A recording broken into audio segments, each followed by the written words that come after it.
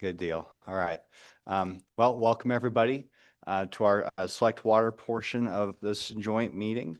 We'll go ahead and get called to order and do a roll call. Senator Crum. Present. Senator Driscoll. Here. Senator Guru. Here. Senator Jones. Senator Larson. Here. Representative Banks. Here. Representative Chestick. Here. Representative Larson. Representative Lawley. Here. Representative Strzok. Here. Vice Chairman Boner.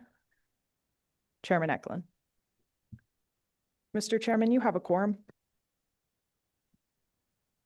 Okay, well, once again, welcome everybody. It's good to see a good turnout. Thanks for the members of the commission who are still here. And also want to recognize, looks like we have Senator Hicks joining us as well. So welcome, Senator. Appreciate the time that you've taken to be present here and to share your expertise with the committee.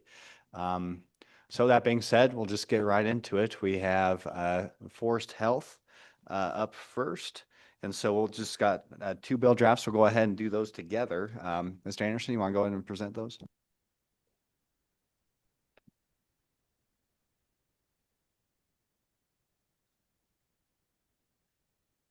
Morning, Mr. Chairman. Josh Anderson, LSO.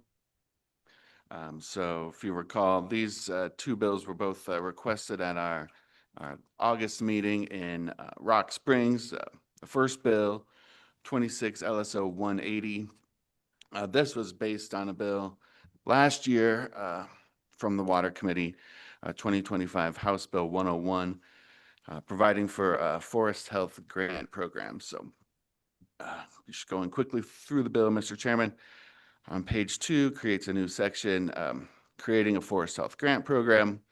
Program shall be administered by the state forester who shall establish the application process and any other requirements of the grant program. Subsection B, grants under the Forest Health Grant Program shall pay for not more than 75% of the cost of an eligible forest health project as specified in this subsection. Any other source of funds, cash or in-kind contributions may be used as matching funds to cover the remainder of the project's cost. And the state forester may require that matching funds be obligated to pay for a portion of any project. Forest health projects eligible for grant funding under this section shall be conducted on state, local government, or private land, shall be necessary in the public interest, and shall be designed to accomplish one or more of the following. And then it's enhancement of water yield or quality, reduction of the risk of catastrophic wildfire damage, increased production of forest products, improvement of habitat conditions for wildlife and livestock, or any other project that is beneficial to forest health, that is substantially beneficial to the interest of the state, and that has a public purpose as determined by the state forester. Subsection C, no forest health grant shall be made under this section without the written opinion of the Attorney General certifying the legality of the grant and documents connected with the project. Subsection D, there's created the Forest Health Grant Program account, shall consist of those funds designated to the account. And then most of the rest of that section is just standard language for these accounts, providing that any person may donate funds to the account. Funds in the account shall be invested as provided by law. Subsection E, the state forester shall annually report to the state, to the Joint Agriculture Committee on grants awarded, including the amounts of the grants and projects the grants were authorized to fund. Subsection F is essentially a sunset date, providing that no forest health grants will be approved after July 1 of 2030, and then the account would be dissolved at that time. In subsection 2 on page 5, it appropriates $3 million from the general fund to that account for purposes of implementing the act, and provides they may not be transferred for any other purpose and shall not lapse at the end of any fiscal period. And then it provides that it's the intent of the legislature that additional funding for this purpose be included in the next standard budget request under law. So that's that first bill, Mr. Chairman. I'd take any questions. Okay, any questions on that first bill? Any questions? Okay, we'll just go on to the next one. Go ahead, Senator Hicks, go ahead.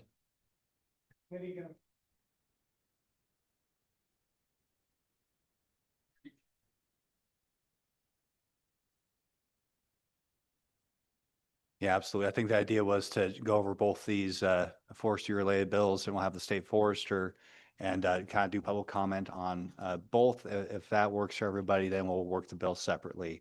If the committee's okay with that, otherwise we could just split up, go one by one. But the idea was just to kind of knock both of them out together, since I think they are related, and that'd be better to do that way, but I don't have a strong opinion, so. All right, so, Mr. Chairman, the second bill, 26 LSO 181 was kind of a related idea that was also requested at the last meeting to make these forest health type projects eligible for funding under the Water Development Program. So on page 2 there, just makes a change to what types of projects can be done. It says shall help make available the waters of this state for all beneficial uses, including but not limited to, and then there's a list there.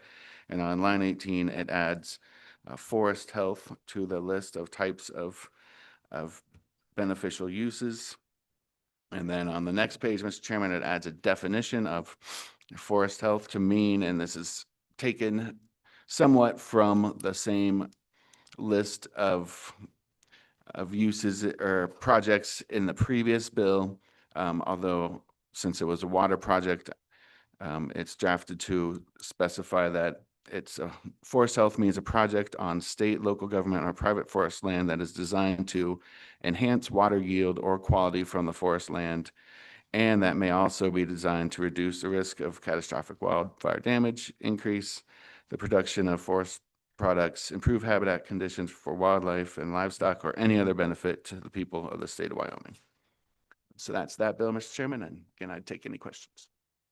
Okay, thank you, Mr. Anderson. Any questions, committee? Okay, thank you very much. Appreciate that good explanation, setting up this discussion here. So next up, we have our state forester. So feel free to come on down and introduce yourself for the record and proceed with your comments on both these bill drafts, if you would. Good morning. Good morning, Mr. Chairman, Boner, and committee members. My name is Kelly Norris. I'm the Wyoming State Forester. Thank you for the invitation to speak on the Forest Health Grant Program draft bill, as well as the other draft bill for the Water Development Eligibility Program.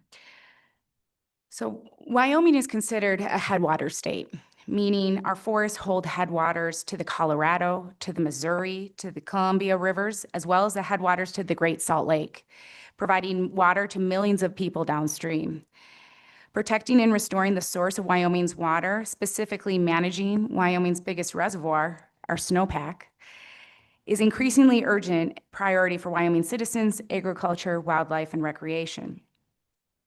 Last October, the Elk Fire burned over 98,000 acres across municipal watersheds for the Sheridan area, as well as Dayton and Manchester. Total cost of the suppression was about $48 million, but long-term costs and impacts to the municipal water, to the irrigators, ranchers, wildlife, and recreation is yet to be known. The top priority for protection during the Elk Fire was the municipal water facilities. This is because Sheridan, the 6th largest city in Wyoming, has no backup water source for water that comes off the Bighorn Mountains and has only one municipal water facility that the municipal water is treated and piped through. The active forest management that was completed on state trust lands became a significant means to stop the Elk Fire. As the fire came barreling out of the Tongue River Canyon, the fire burned into state forestry's past harvest units in a large aspen enhancement project, completed in coordination with Wyoming Game and Fish on state and federal lands. This is where the fire stopped. and saved 3 leased state cabins, saved wildlife habitat and essential grasslands for grazing operations. The management that was completed on state lands resulted in lower suppression costs. Think about less retardant drops, less calls for the dozers to go around those cabins, all the firefighters that we're going to have to assemble to protect those values at risk were not needed because the fire was slowly came to a halt right there on those managed lands. State Forestry has implemented project work similar to this proposed bill years ago, when the Wyoming Legislature invested in forest management to help with the mountain pine beetle epidemic in the Black Hills. And funding was also used in lands in the Bighorns and in the Laramie Range to combat with the western spruce budworm outbreaks. Those funds were placed in the emergency fire suppression account. This bill would create an account separate from the emergency fire suppression account and will keep fire suppression costs separate from active forest management work. When federal funding is available and awarded to state forestry, we implement a cost share program similar to this proposed bill and would expect to implement this program without needing to increase staffing. The funds we receive from the U.S. Forest Service are typically fuels mitigation competitive grants, which has focused on practices and lands that funds can be used on. And they're really focused on federal priorities, right? Because that funding that we're getting is federal funds, and it will be placed where the federal agencies prioritize their priorities versus Wyoming's priorities. Recently, State Forestry was awarded $1.5 million to complete private forest management work with U.S. Forest Service grant funding, and that funding could be leveraged with a program like this. For state trust lands, State Forestry can and has used state trust land preservation and enhancement limited funds, which is only available for the use of state trust lands. This bill's funding and the intent would be to cover all lands, including state parks, Wyoming military lands, Wyoming game and fish lands, and focuses on Wyoming's priorities. The funding from the proposed Forest Health Grant Program can help alleviate some of the dependencies that we have on federal funding right now to get active management work done on the ground. Further, this cost share funding could significantly enhance the implementation of essential on-the-ground projects addressing forest health and wildfire risk concerns. It would allow for more effective cross-boundary projects that will increase forest health impacts at a larger scale to Wyoming's watersheds and communities. For example, this funding is flexible enough that it can solve the consistent challenge of trying to hunt down and find different funding sources for each jurisdiction or land ownership to do project work, which really slows down that process of just getting that project done on the ground. And typically adds multiple steps in the process. And you're like, this took 5 years to find all the funding just to do the project that we needed to get done on the ground. And hopefully in that time, we didn't have a fire and had it burn over that project. Large-scale forest management projects have lower administrative costs, lower cost per acre to complete. Large-scale projects tend to reduce cost per acre because there isn't this mobilization cost for moving equipment more than just once. And there's consistent work then in the length of those projects. So from our perspective, this funding will help get critical management work done on the ground quicker. So I thank this committee for your consideration in improving and increasing forest management in Wyoming's forests. I know there's quite a bit of people here that are here to testify and want to bring an amendment forward. What I will say when it comes to the Water Development Program eligibility, forest health definition, and that bill, I really appreciate the committee considering this as an additional tool in the toolbox through the Water Development Program. I do notice that the definition is leaving out federal lands, and just to be aware of that there's going to be limitations then in the work that can be done when we leave out federal lands. But this work can be done to help with those cross-boundary projects on state and private lands, for sure. And with that, I'm going to open it up to any questions the committee may have.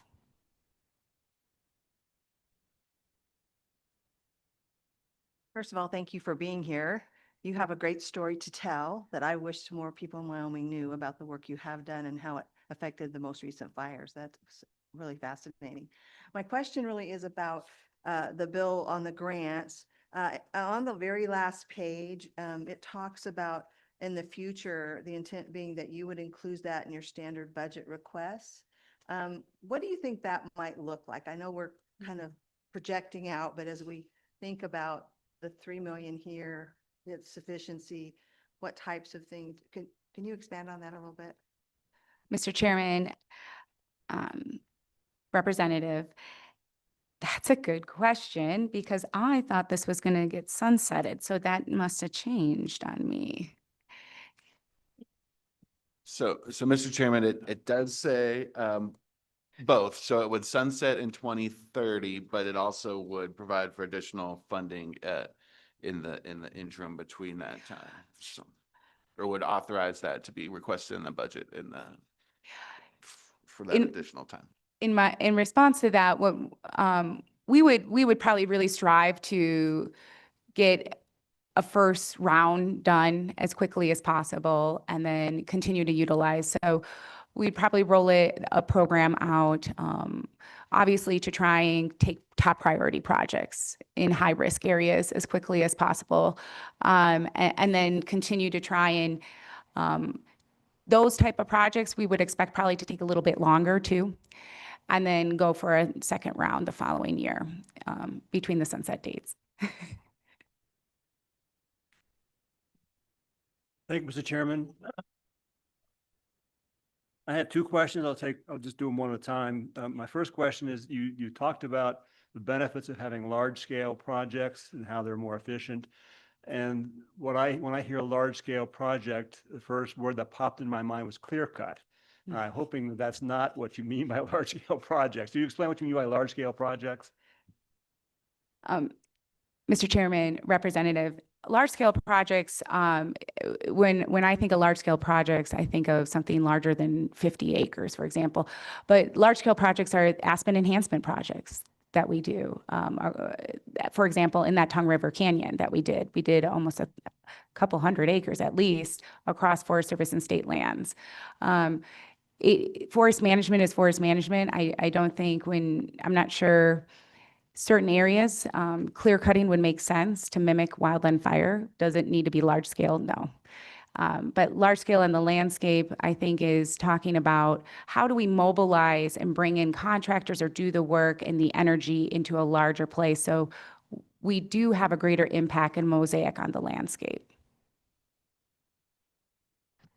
Thank you. My second question gets more to the science of why this is before this committee. At our last meeting, Senator Hicks gave us an interesting discussion of the science behind why cutting trees helps recharge the aquifer and puts more water in the ground. Could you give us your take on the science behind this and how effective would this be for helping recharge the water supply?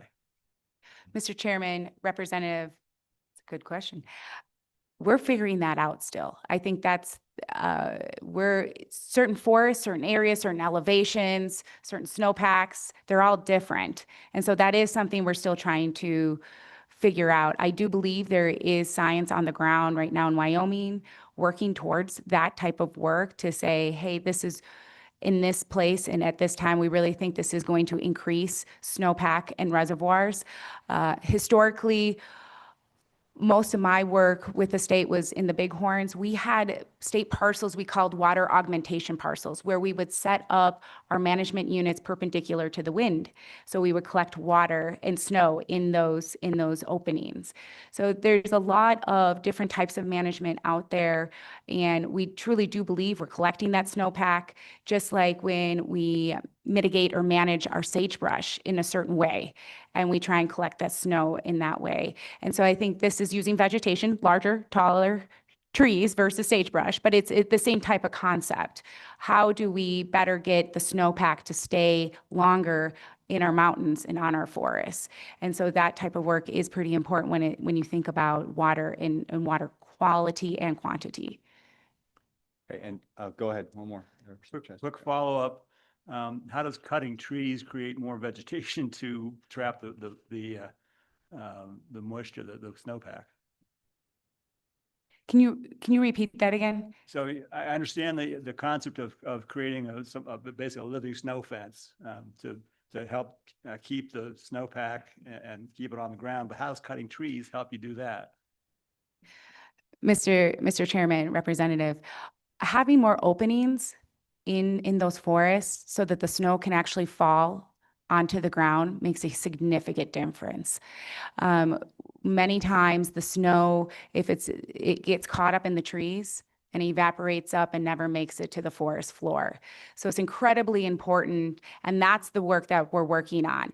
What kind of spacing, what kind of, and you needed a little bit larger scale too, to collect that snow. Do we need to thin our trees? Do we need to create openings so that that snow can come to that forest floor and be there? And then those trees still are providing that shade, right? So they're still shading. So there's a significant difference between places where we had fire burn off the forest and all you have no trees, right? And then when you have a snow, it's much more likely that you're going to have that snowpack evaporate much quicker. When you have still some sort of trees and shade on that landscape, there's definitely a benefit to keeping that snow on that forest longer. Okay. It's Representative Banks and Senator Driscoll. Mr. Chairman, thank you. Kelly, appreciate your testimony. My first question was answered because I'm glad to have this amendment that includes federal government into this bill. My question is, in your opinion, do you believe that if we develop this program, it will encourage our federal partners to enroll more projects into the Good Neighbor Authority? Because our state forests are managed very well. Our federal forests are managed horribly. And I think that if we could really encourage more Good Neighbor Authority projects, I think would be a huge benefit this bill. And do you see that happening? Oh, oh.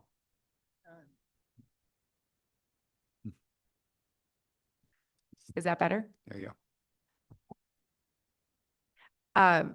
Mr. Chairman, Representative, I would hope so, and I would say so. If we can bring a little bit of funding, and it's our priority funding, we can help steer that ship a lot more. And what we're finding is currently a bit more willingness. We have executive orders right now from President Trump coming down, and we have our own executive order here in Wyoming to increase active management, and we are seeing progress in that conversation and in increasing Good Neighbor Authority programs work on the ground. Mr. Chairman, Director Norris, thank you.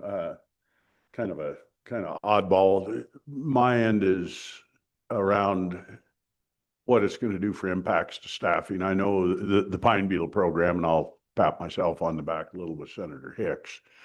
We kind of pioneered that, and I think, the evidence is on the ground. We don't have to do a study. The fires have gone out. We literally know our way to manage into better fire management. And that leads to my question is, can you handle the staffing easy enough? And second is, I see once again, and it's what I did with the pine beetle program, and we're doing it again now, is we're looking at single approaches to complex problems. And my question is, should we be really honestly looking, and could you handle it, go into a much bigger part within your department that instead of looking at water yield or fire, we look at actually what the bills have said in the past, which is forest health, and look at it as all-inclusive package. I battled with my local timber. It took me 30 years to get our local sawmill to recognize that grazing played a role in forest and fire management. They literally said, look, we have to cut trees. And I said, no, you cut trees and graze if you don't want catastrophe fires. And I think we really need to look at this as, I'm speaking in favor of the bills, but they're in the wrong venue. I really don't think this should be a select water bill. It should have came out of the Ag Committee.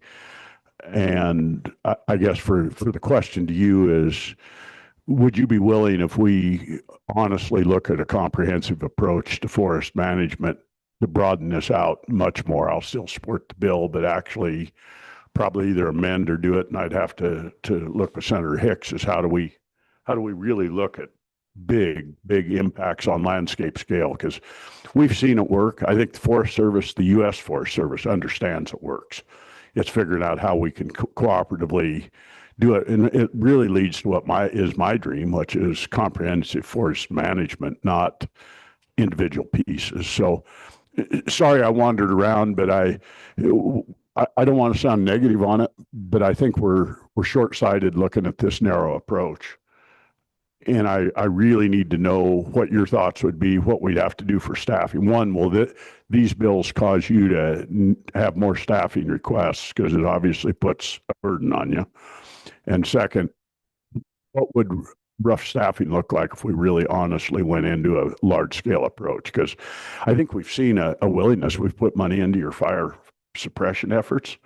Now, I think it's really time to look at fire prevention efforts, and I think your office needs to be all-inclusive. I personally believe, and I've talked to you about this, is that we've got to look at all of it, because if we take the Forest Service approach, we just continue to increase our firefighting budgets. What we really need to do is use that money to stop fires. Can you opine a little on that for me? Sorry about the wandering. My thoughts aren't together good. I know what I want to do, but I don't know how to put it in questions and how many dollars it would take. I'm suspicious it's a double-digit million, which sounds like a lot of money, but it's pretty cheap compared to one large fire or one loss of a water supply to a Buffalo or a Sheridan or one of our towns. So I'll let you run, and sorry rambling on, Mr. Chairman.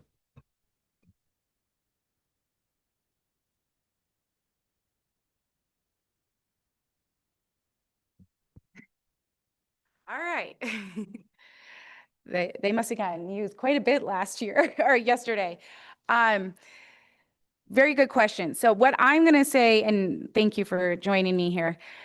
There's a couple of things in this bill to be aware of. So number one priority is enhance water yield and quality. Number two is the reduction of the risk of catastrophic wildfire damage. Number three is increased production of forest products. 4, improvement of habitat conditions for wildlife and livestock. And then the last one is any project that is beneficial to forest health. So this is pretty broad scale that was worked on when this was first created to be hitting on specifically what you're talking about.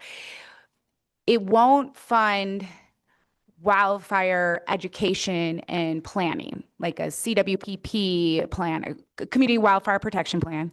Sorry, we have so much slang, and and it won't, fund some wildfire education, but it will for all of these purposes. If we have projects that are going to be critical to reducing wildfires, that this would be a part of that program.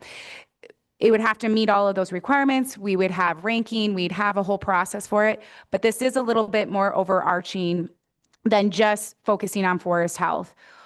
With that being said, when it comes to staffing, I think if we can get some support and think about, I think JAC has been talking quite a bit about adding maybe some fire suppression support so that our foresters can be foresters again. If we have foresters being foresters again and not out on wildfires, the staffing for 3 million, doable. If we increase and continue to increase and we really want to expand it, then we're going to have to look at additional staffing. Does that make sense? The scale and scope and the long-termness of it, the more we want to do and how big we want to do it, that's when I would say, hey, we may want to look at if we have a goal of getting so much done in a certain period of time, right? We may want to staff up or at least give me some at-will employee contractors for a couple of years, right? So we can make this push happen. That would be my response back to you, is it depends on this body on how much you want to do. And we can do $1.5 million a year, or that sunset date. We said we weren't going to need staffing increase for 3 million. But if you increase this substantially and say, hey, we want to get like this amount of work done on the ground, we are going to need to say, hey, we may need some more help to get that done in a timely manner that we want to get it done in. Does that make sense? Follow up. Go ahead. Mr. Chairman, Director Norris. It does. I guess my thoughts in it, I normally am in favor of kind of small ramp ups, what we did with the pine beetle program, and you work into it and it gets bigger. But I think we're at a time in the country that we actually have an administration that the timing's right. And from my end, you talked about appropriations a little, and we've got an unbelievably conservative body on both sides now. But the one place is they're willing to invest in Wyoming's future on natural resources. And my end is I support the bill, but like I say, I think it's in the wrong venue. It doesn't matter. We're taking general fund money, and that's the right place to take it. But I would suggest that possibly, and you'd have to come up with a number, it might be $20 or $30 million, and maybe we ought to be ramping up and making a challenge to the federal government. We could make it pretty contingent, but 4 years from now, we might not have this opportunity. And once it's on the ground and in place working, I think the proof's there, and we've got it. When you look at the pine beetle program, I've reviewed it repeatedly with both Forest Service people and your people. It's definitive. It was a large scale experiment and it worked. And I'm one of the ones that I'm ready, and I probably question for Senator Hicks as well, but are you ready to go to the floor and potentially ask for 20 or 30 million? And Director Norris, could you actually ramp up and make this happen if we gave it to you? Because I think this is, if you want to save general fund money, this is one of our key issues is how many years is it till we hit another 1 million acre year that we're looking at spending 100 million into this suppression account? That's not out of the realm right now with where we're at. And I think this is the time that if we're going to actually move and do preventive, and I'm making a speech that you're going to get an answer, but I'm asking for Senator Hicks as well. Should we really be looking a lot bigger on this? And then my suggestion in the future is no more bills for this committee that aren't funded out of the water accounts. Is if we're going to go out of general fund, let's go to the ag committee with it or go to a different committee. I've really watched this stray on past leadership, and I've watched management council just lose control of where it's at. And it's, the next thing, maybe I'm going to be asking for highway money out of this deal. And I think we really need to get in our lane on venues. So thank you. And sorry about it. And like I said, I really want to hear what Senator Hicks does, because I would look forward to trying to move this on to steroids instead of doing a test that maybe 2 years from now we said worked, and then a new administration doesn't want it work. Thank you. Okay, So- anybody want to take that question? I think there's a question there somewhere. Go ahead. No. No. Thank you, Mr. Chairman and Senator Driscoll, and then as somebody that we worked on this and your leadership on the pine beetle stuff. And we were spending $1 million a year up there in your, on your neck of it too. Yeah, I got up to 2, but it was visionary from a standpoint. And so when this bill was crafted, a year ago, it was an emphasis on water yield, and that's why it came this direction.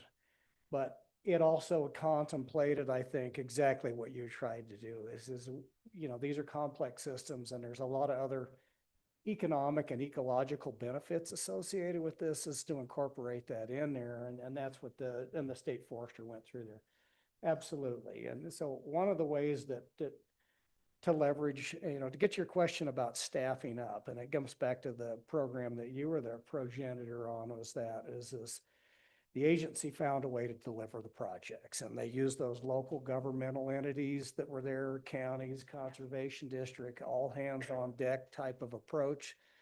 We had a crisis in the Black Hills in Northeast Wyoming. I live in a pine beetle dead forest. You're lucky you do not. And a lot of that was by the efforts of you, the legislature, the governor, and the state of Wyoming. But the state forester's office delivered on that. And so I see this as very much the same. One of the things, and it doesn't need to be included in the bill, it would just be something because of the nature of the multiple uses that you've identified.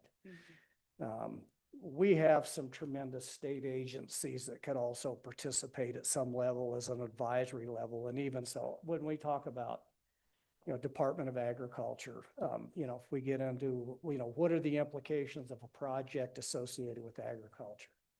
We've got the director with the Wildlife Natural Resource Trust Fund, if it has a significant wildlife component. There's other, I envision this the same way you do. This is a multiple use land management tool. Let's utilize those existing resources that we have, Game and Fish Department, Wildlife Natural Resource Trust Fund, Department of Agriculture, water development, when we get into this. So, before we just go out and start staffing up more people, I think we utilize to the extent possible the expertise that we have within all these agencies already. And I think the state forester and her agency are ideally situated to put that kind of a collaborative process review approach for these projects moving forward. And I think that would be the best way to do this. Back to your question, I think me and you have always been in a similar mind that when it comes to the natural resources of Wyoming, it is our most, what I would say, other than our youth, our second most valuable resource. We need to make investments. And so what that number is, I don't know. But it's certainly more than $3 million a biennium. Where the top is in this legislature, I have no idea, but it never hurts to try. So as I sit here and I look at some of my friends on the Appropriations Committee. Yeah, I was going to point out, I don't think Joint Ag has 3 appropriations members on it, but not as a competition. But okay, so I think we have Senator Guru online, speaking of appropriators. Thank you, Mr. Chairman. First, I want to preface my question and say I too am 100% in support of this idea. But in Senator Hicks, you can take this one, or Forrester Norris, either way. As I'm looking at the bill, I kind of echo some of the things that Senator Driscoll said. I like the idea, don't like it here. And just want to go back. It says up on, I gotta get my computer working here. Let's see, here we go. Page 4, line 12. State foresters shall annually report to Joint Agriculture, State and Public Lands, and Water Resources Interim Committee no later than September 1st.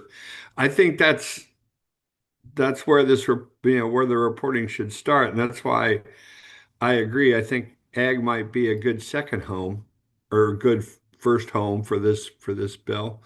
And then as I go down, I see a $3 million appropriation on page 5, line 16. And then the kicker, of course, on as was brought up by the co-chair, that it's in the state forester standard budget. So now $3 million now, $3 million ongoing in the state forester's budget. I just wonder, and all the things that we've heard in testimony, that this venue is the place for this bill. That this wouldn't be, we've been spending the entire the interim in appropriations talking about this. So for the forester, and I think we still have time to work there, isn't that the place where this should be? Because this is a lot more overarching project than just, water. The water angle on it is a great benefit, but fire suppression, forest health, getting our federal partners along, good neighbor program, all the stuff that's been talked about today. To me, this cries out to be in your bailiwick, but in other places than this. What's your take on that?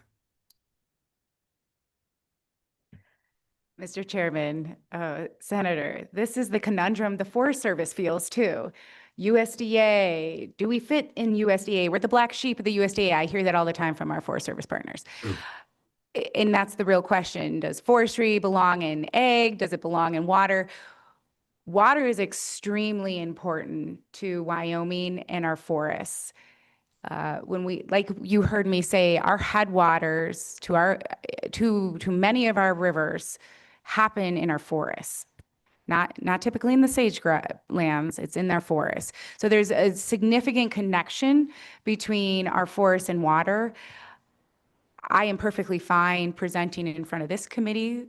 I'm perfectly fine presenting into Joint Ag, or whatever committee the expertise lies for this type of work. Because as you're hearing and as you're noticing, forests impact so much of Wyoming, and it's so integrated into all the things, just like we just talked about with grazing and wildlife. We end up bringing, as Senator Hicks talks about, all of the people together to do the project work, because that's what it takes to really manage our forests for their health. And I don't know if you have a different opinion. No, Senator, Mr. Chairman, and Senator Grew, you're absolutely right. So Senator Driscoll, this could have gone to a number of other committees. And it has a report back to the Joint Ag, because any of these bills that come out of select water, when they get to the session, are assigned to the Ag Committee. It's got an appropriation. It could have been an appropriations bill. Typically, the Select Water Committee is made up of more seasoned legislators with a lot more experience and serve on a broad range, just as this committee illustrates. You got 3 members of the Appropriations Committee on here already. That's not unusual for Select Water. It's a highly desirable, very skilled, typically a lot of seasons, but it could have gone to all 3. It could have been, anyway. The reason it ended up here is because this was a Select Water Committee bill last year. It wasn't put out as a interim topic, an afterthought. But again, I just, you're right, it could have gone to any of those committees, but it's here. And so the question is what do we do with it at this point in time? But you guys are absolutely right. Follow up, Mr. Chairman. So Senator Hicks, to you, and this is my conundrum. Once again, in total agreement with the program, total agreement with the idea, needs to be done and all that. Do you feel, and I'm asking you this one because you too are a seasoned veteran of this committee, are we putting the Water Development Commission into a bit of a box? Because as a forester clearly said, and I agree with that, this, and Senator Driscoll as well, this could grow and should. This has many dimensions and will grow. And if it's done correctly, could grow quite a bit. Are we putting our water development folks in the commission in a bad spot? Because now they'll be deciding what is their main job, which is helping develop water projects, and then setting up fights for those dollars for projects in a program like this. That's my biggest concern, that we put them in a tough spot. Can you help me with that? So, Mr. Chairman, I think water development has been in a tough spot from a long time. In my time in here, and I know Senator Driscoll's as a couple of the old timers. I was on the Joint Ag Committee and in the legislature when they raided the Account 3. The legislature just took money out of Account 3 to fund something else. And then 6 years ago, we decided to take money away from water development and fund Board of Control, which is a constitutional mandated agency that was funded with general funds since the 1890 when we became a state. So those are legislative issues. I've always advocated for water development. I had a bill last year that would increase the amount of money that goes in under the cap from 155 to 175 million. So the challenge is not, personally, I think that water development has been challenged. To your specific question, when I also look at what the statutory responsibility of the water development is, to develop water. And I continue to believe this is just one more tool in the toolbox that helps develop Wyoming's water, or let's say recover Wyoming's water. But whether this should be in there or not, I absolutely believe it should be. And I also absolutely believe the legislature, and particularly us, you and me, Senator, need to step up and sell the rest of our colleagues that we need to fully fund water development. So I hope that answers your question. Thank you, Mr. Chairman. Okay, any further questions? Okay, well, I have one. Talk about that laundry list on 26 LSO 180, top page 3 of all the potential projects, reducing the risk of catastrophic wildfire, increasing production of forest products on down the line. I mean, could we make the argument that all those elements have benefits to water retention, to keeping water in Wyoming? Imagine, if you have a massive fire, that's not going to help with retaining water. You're going to have more water going downstream and running off. So, I mean, could we, with a straight face, go down this list of all 5 sub-paragraphs and say there is a correlation, some stronger than others, granted, to retaining water in the state of Wyoming and enhancing our water resources? So, Mr. Chairman, the other byproduct of that, particularly when we start talking of catastrophic wildfires, I'm familiar with a number of these around the western United States. The classic one we're most familiar with is the water supply reservoir for the city of Denver. I believe it's Cheeseman Reservoir, and they had a catastrophic wildfire in that particular watershed, and they lost almost 20 or 30% of their storage capacity as a result of all the sedimentation, plus the loss of the ability to treat that. I know we've had that very similar potential with some of the City of Cheyenne's projects where we've had water, wildfire that potentially reduces storage capacity. So it is much broader in those issues from a standpoint of water. It gets into a water quality issue also when we start dealing with these catastrophic wildfire, loss of county infrastructure. These floods tend to take out county roads and culverts and bridges and all that stuff. And so again, it is a multiple use, big picture watershed management type of view on this thing. And so I just think it touches so many things that, again, it's for those involved in natural resources, we really do understand this is the omnibus natural resource focus is water, because it interplays with the landscape so integral for everything else out there. So, but thank you for that observation, Mr. Chairman. Okay, and one more question for either of you. We have these 2 bills here. It seems like they, maybe somewhat related, trying to do similar things. If you had to choose one, which one do you think would be most effective?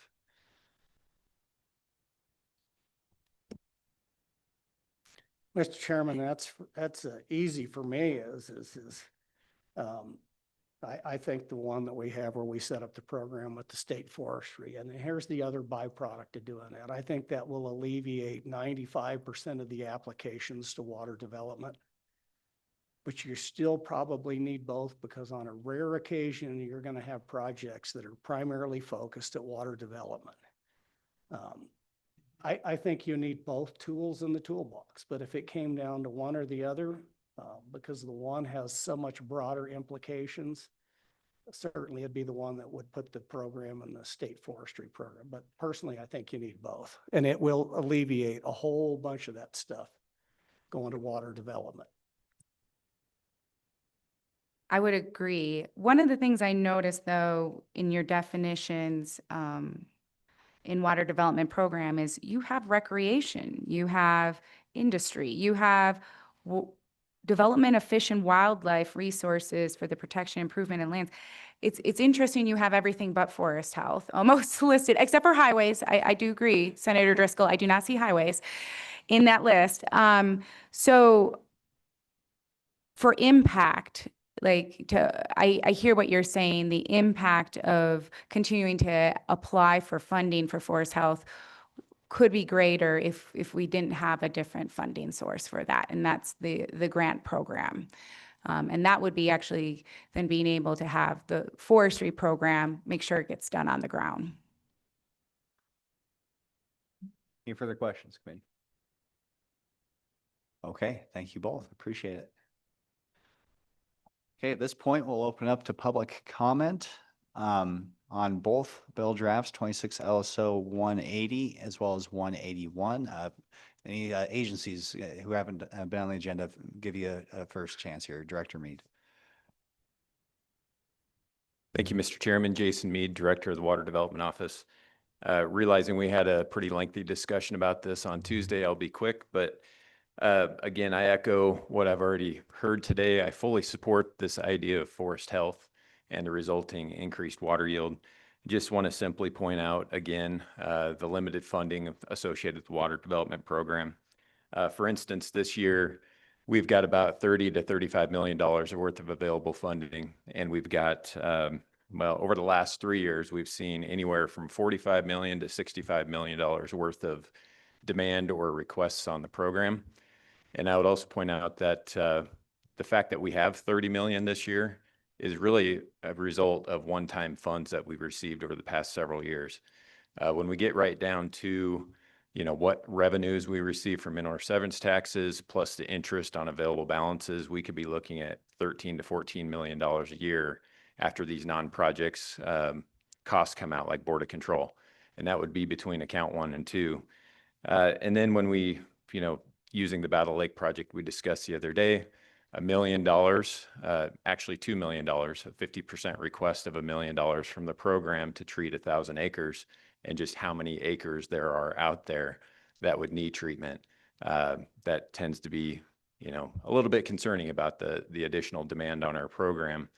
And also the fact that another interim topic that Select Water Committee has is aging irrigation and municipal infrastructure. And with that critical aging study that was done a couple of years ago, 10,000 structures were looked at. That's not all encompassing. That was just the folks that participated. Of those 10,000 structures, roughly 20%, around 2,000 of those were in poor to failing condition.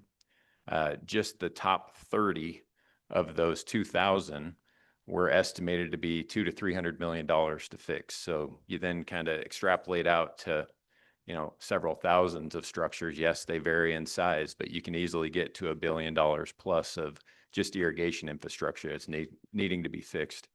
And then we're talking about the municipal side of things where, again, asset management plans through DEQ and state lands. And I would anticipate over the next several years when we start getting information back on that we're probably going to be in a similar boat on the municipal side of things. So again, fully support the concept. Just want to point out, the limited funds within the Water Development Office and the potential kind of snowball effect of a lot of interest in doing these forest health projects and what that impact might be on the other demands that we're already seeing on the program. So with that, I'd answer any questions if there are any. Yeah. Any questions for Director Mead? Okay, thank you, Director. Appreciate Thank it. Okay, anybody else in the room want to testify on these two bills? Come on down.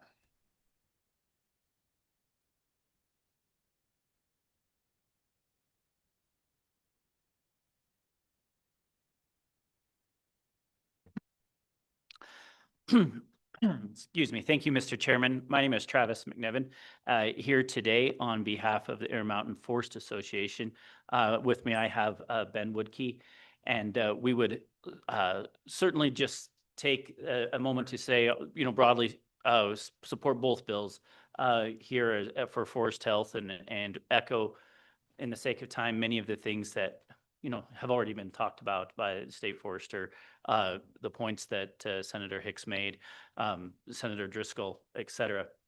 And so we do have an amendment before the committee. But before I get to that, I'd certainly just turn the time, if I may, Mr. Chairman, over to Ben for just kind of opening remarks and thoughts on the forest health topic in general.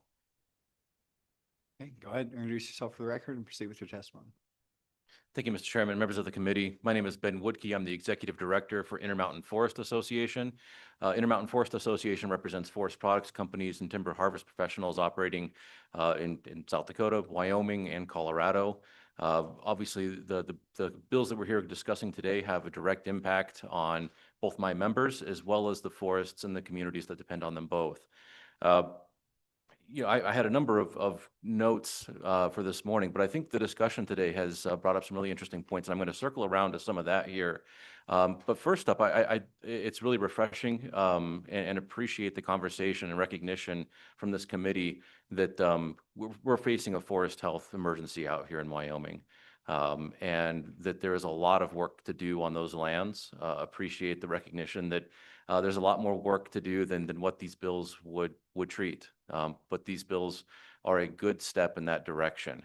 At the same time that we know we have an emergency out here, we have a lot of examples where we've seen successes from doing forest health projects that have reduced the scale and intensity of wildfires in this state. Some of them have some of those treatments have protected communities. Some of them have protected resources. Certainly where we see them going in, we see fire severity, fire impacts reduced. And that can include water resources as well, particularly when targeted around watersheds that communities depend on. There's been some discussion today around what's really needed in this state and whether particularly the grant bill is going to be enough, and again, really appreciate those comments and that recognition of the work that needs to be done here. Of course, Intermountain Forest Association and our members would be happy to work with any legislator on drafting a more comprehensive bill. In the interim, we're coming into winter, but it will get hot and dry again, and we're going to have the same emergency in our forests. I'd hate to lose opportunities that we have now, and I'm never a fan of letting perfect be the enemy of good. We do have a real opportunity here to start getting some work done, to start making a difference, particularly a targeted difference towards water quality, water yield, water resources here with this bill. It would be certainly helpful to see that work get started. Kelly talked about large-scale projects. State Forester Norris talked about large-scale projects, and there's some questions around those. We'll get to some of that, I think, in some of the discussion around the amendment. But one of the places where we have seen larger scale projects be very effective is on federal lands in reducing these wildfires. And the amendment will speak to that more specifically, and Travis will talk about that in a moment. But that is a significant opportunity. And some of the successes that we've seen in reducing large-scale wildfires, reducing impacts, have been on federal lands, where you have a much larger ownership block, where you can put a much larger project in place. And of course, that doesn't necessarily equate to leveling all of the landscape. These are a variety of treatments, a variety of outcomes, all designed with the health and well-being of the forest and the resources long-term in mind. Of course, those treatments take different forms depending on what forest type you're in. But Wabash Springs Fire was a good example, just over the border into South Dakota. That was a treatment that was undertaken to reduce mountain pine beetle mortality. And so it was a commercial thinning where predominantly 9 inches and larger trees were removed. You left the forest there. It was a thinning. A fire started from a downed power line during moderate drought conditions with 60-mile-per-hour winds. We've certainly all seen those headlines around the nation. That fire burned 110 acres and was out because of the work that had been done previously. And so these treatments, scale matters, and being able to have the funding and the ability on the landscape to make those treatments is really important. And certainly appreciate Senator Hicks' comments on Denver Water earlier. When you make an investment up front, you can have significant savings in the end. Denver Water has invested tens of millions of dollars post-wildfire, and it's continued to invest millions of dollars on the landscape to do treatments. So again, appreciate all the recognition of the need of this bill, of the need of this work on the landscapes in Wyoming. I'll turn it over to Travis here for some discussion. If I may, Mr. Okay, go ahead, Representative. Thank you, Chairman. So actually, I'm not been sure where to ask this, but I had someone get a hold of me this summer, and they have land, state lease up in Downey Park and the Laramie Range. They came in and they've cut down aspen, just left them lay, and that's it. There was, and mostly his concern was, first of all, it covers up grass that he is paying for, with the lease. Number two, you can't really get in there with four-wheelers, or, it's hard to even gather your stuff. And it just left lay with no explanation. So it becomes a fire hazard. So just wondering and is there a plan on you guys they come back in and clean that up? Is that up to the leasee, or how does that work? Thank you. Go ahead. Mr. Chairman, appreciate the question. I can't comment specifically on that area. I'm just not familiar with it. What you're describing, though, is a very common type of treatment for aspen enhancement. Aspen is a relatively short-lived species, and it needs to regenerate. And the best way to do that is to actually come in and cut the aspen down. It sends a chemical signal. You get those suckers, and we've probably seen that. You get hundreds of new aspen shoots.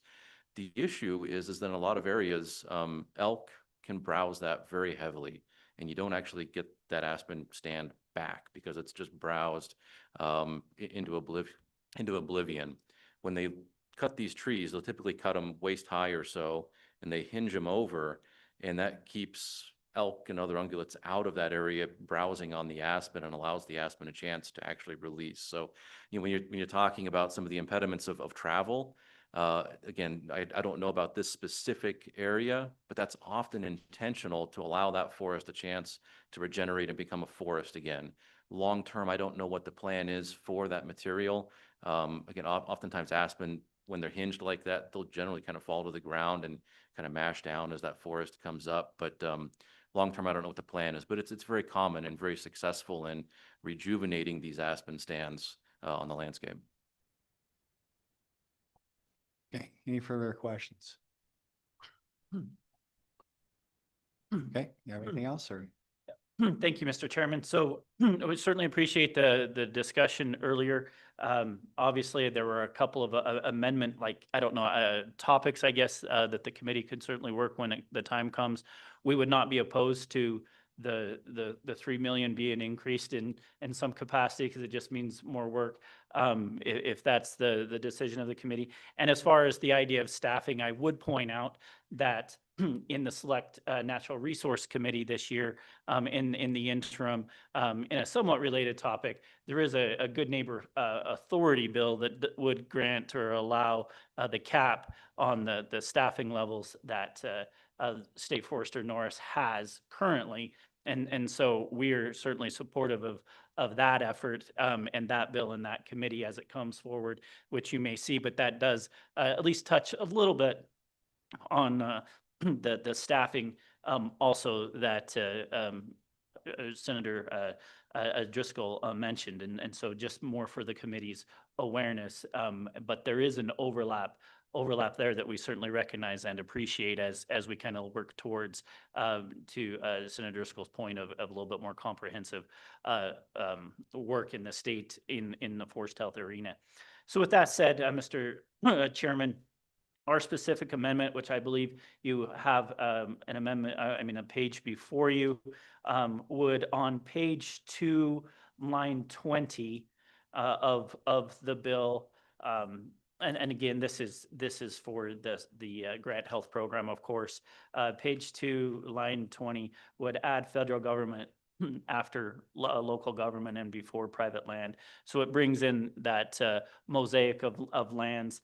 And of course, when you get out on the landscape and do projects, oftentimes projects are determined by, rivers and ridge lines and how to go treat a landscape and priority landscapes as it relates to the goals of the project that may or may not follow some sort of jurisdictional line.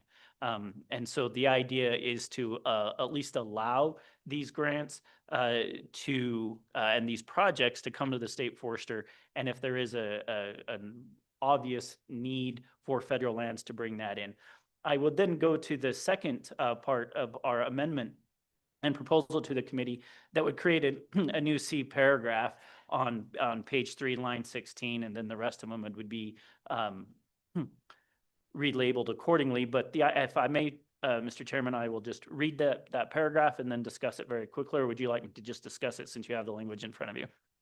Yeah, for the purpose of the public, let's just, you don't have to, please don't read it word for word. In fact, just go over what it does. I think that'd be good. Yeah. Certainly, Mr. Chairman. So the first part of the amendment, previous in the bill, there's a 75% requirement for this amendment would say for the federal land, it would be the 50%. Again, not having as much of the state dollars involved here as it relates to an eligible forest project. And then it talks about the similar in-kind in-kind contributions.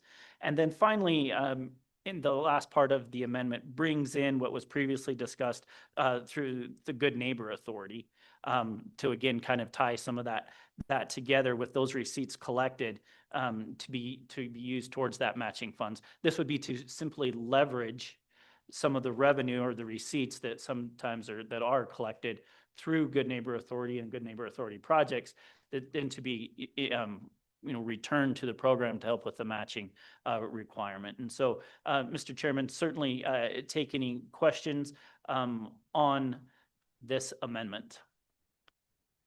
Okay, so everybody has the amendment in front of you. To summarize, it does three basic things. It allows for federal lands to be a part of this project, but stipulating that it can only be a 50% match instead of up to 75%, and also stipulating that revenues from a Good Neighbor Authority contract can be used as our side of the matching funds.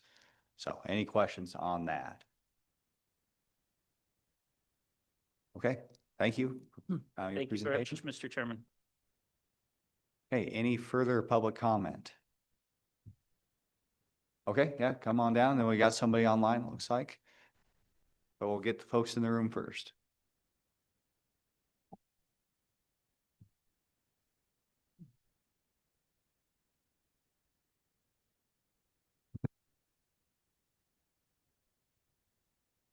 Thank you, Mr. Chairman.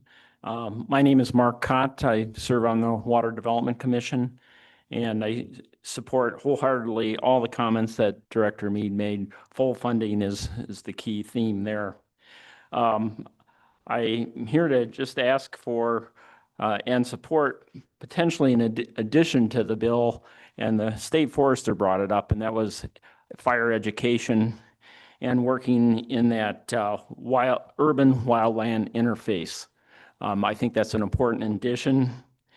We only have to look south to our neighbors along the Front Range. My sister lives in the city of Golden. They probably evacuated once a year because of fire threat down there, and they're certain this wildland urban interface is very critical. And I could see that certainly being an important issue here in the state of Wyoming. So education and working with communities on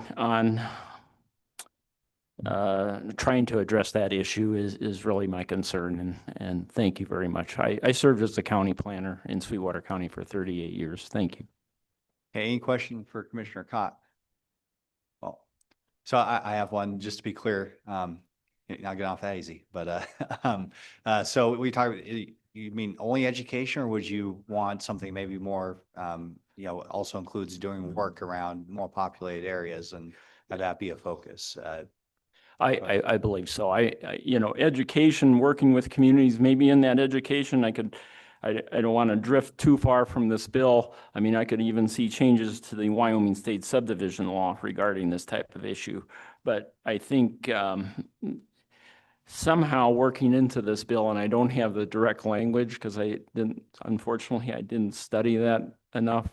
But I think there's room to beef up the urban wildland interface portion of this to provide tools for more protection in those areas, and how you build your houses. Was it wooden fences versus no wooden fences, and just something to keep in mind. Thank you. Okay, thank you, Commissioner. Okay, any further public comment? Come on down. Good morning, Mr. Chair. Brad Brooks, City of Cheyenne Board of Public Utilities Director. I just wanted wasn't planning on talking, but just to give you a real life example that these programs do work. Over the last several years, we have been participating with the U.S. Forest Service as well as state forestry, and we've put funds together as well to protect around our Rob Roy Reservoir and Lake Owen Reservoir in the Snowy Range. We got the Lake Owen project all completed actually before the Mullen Fire started, and everybody will remember the Mullen Fire a few years ago. We got very lucky that it didn't hit around Rob Roy, and that was basically due to the great people that fought the fire because we were in close contact and they actually were able to cut it off before it got to our reservoir. We only had to close one collection facility that had some really high turbidity levels, so we didn't bring that into our pipelines. But I will tell you, because I remember it was very, very windy. If anybody remembers that, it moved very, very hot and quick, but there was a big difference the way the fires burned around Rob Roy compared to the way they burned around Lake Owen, specifically because we had already cleared the area around Lake Owen and it moved very quick through there and really did not burn very hot.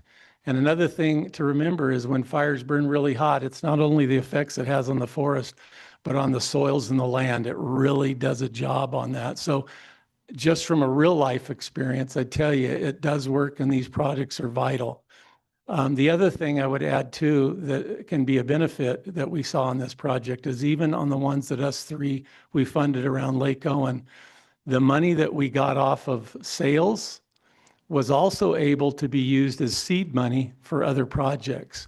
So you need to remember these can kind of build on themselves because if there is value in that timber and somebody's willing to pay for it, we were able to use that as seed money to do more projects in the same area. So very much in favor. I appreciate you considering providing additional funding sources because that is a big issue, but I think both bills are very important. However you deal with all the details of wherever they fall, I think that's up to you. But the fact that you're providing funding, very much appreciated. So thank you.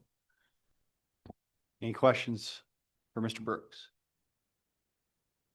Okay, thank you. Any further public comment in the room? Okay, seeing none, looks like we have a Mr. Carter, looks like. Mr. Chairman, Mr. Moline. Mr. Carter is not online right now, but we do have Mr. Moline online. Okay, very good. Welcome, Mr. Moline. Mr. Chairman, thank you for this opportunity. Brett Moline, Wyoming Farm Bureau Federation. There's so many issues that go into wildfires, and I think we have to be cognizant we're not going to prevent them all. I'll use an example of the fire that was up here. We're close to where I live now. I believe it's the Red Canyon fire. We had a good spring. As typical in Wyoming, it dried out. But what burned was fall and winter grazing. And I don't know what we could have done to prevent that.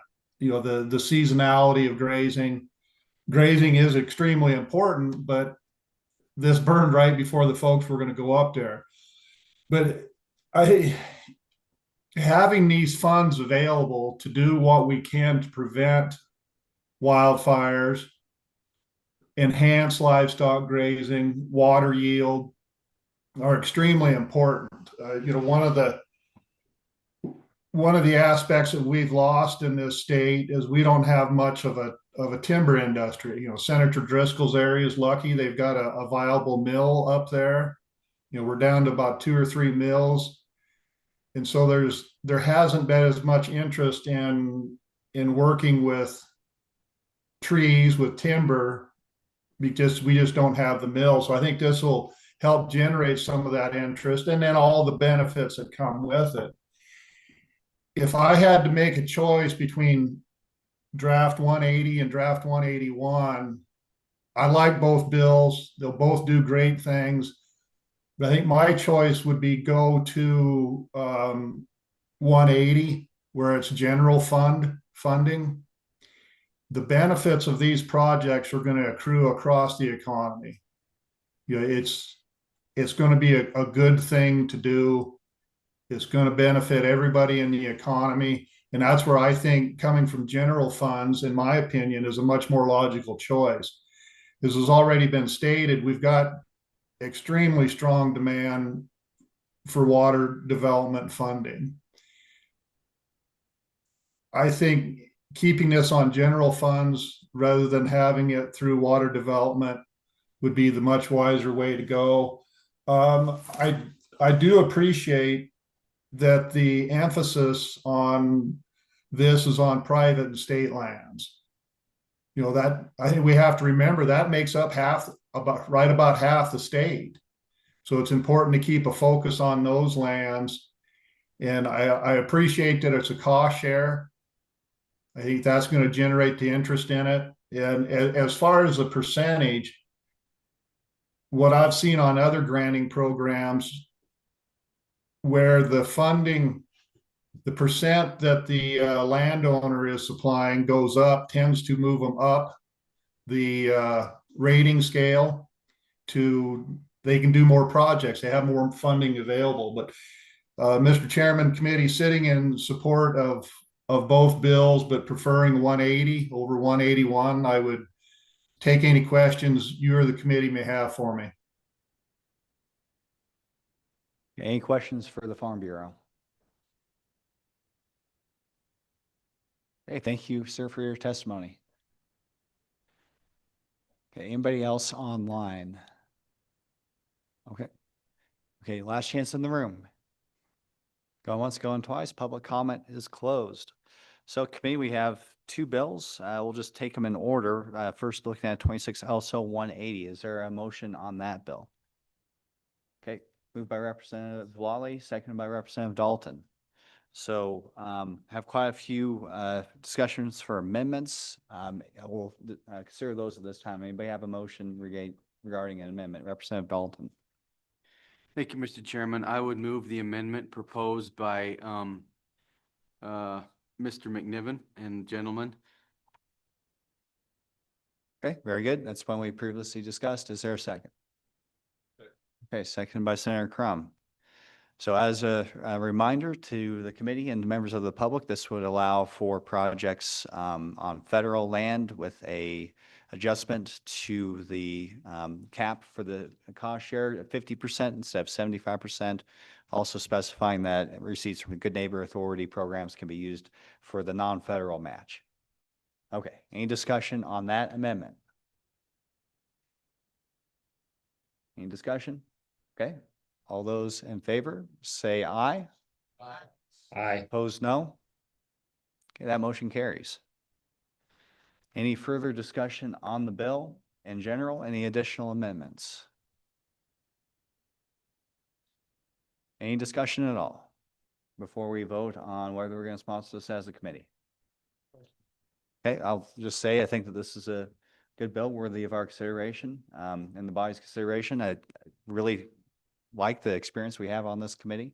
I think it's a good broad set of perspectives, and I think this is a worthwhile project. So, okay, seeing no further comments, let's go ahead and do a roll call.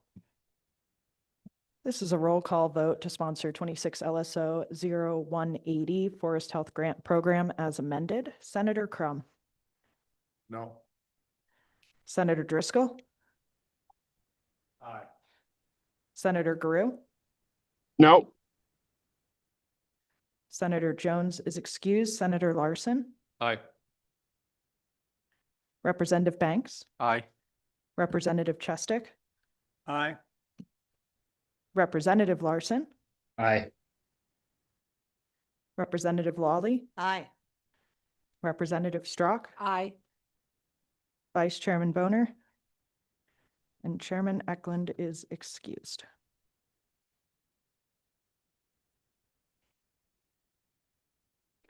Eight aye and 2 no, Mr. Chairman. Okay, looks like we voted to sponsor that bill for the upcoming session. Next up, we have 26 LSO 181. Any discussion or motions on this bill? This would, as a reminder, add Forest Health to the list of possible projects through our Water Development Office. I'll move the bill. Okay, moved by Representative Dalton, or sorry, Banks, second by Representative Strock. Any discussion on this one? Senator Larson. Mr. Chairman, thank you. I'm going to be a no on this. I don't want this coming out of Water Commission dollars.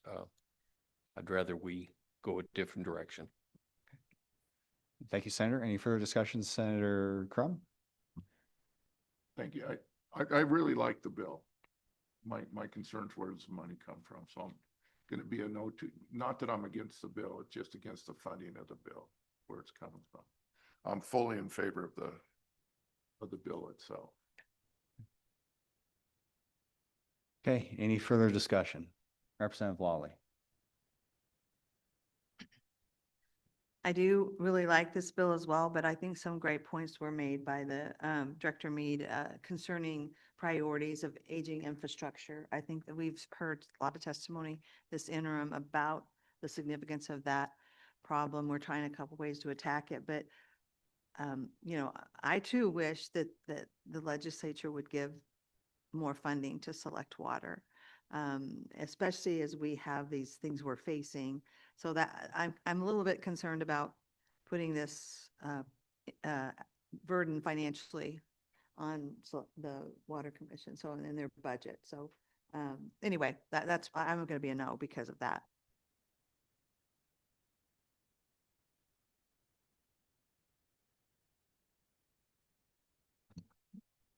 Yeah, thank you, Mr. Chairman.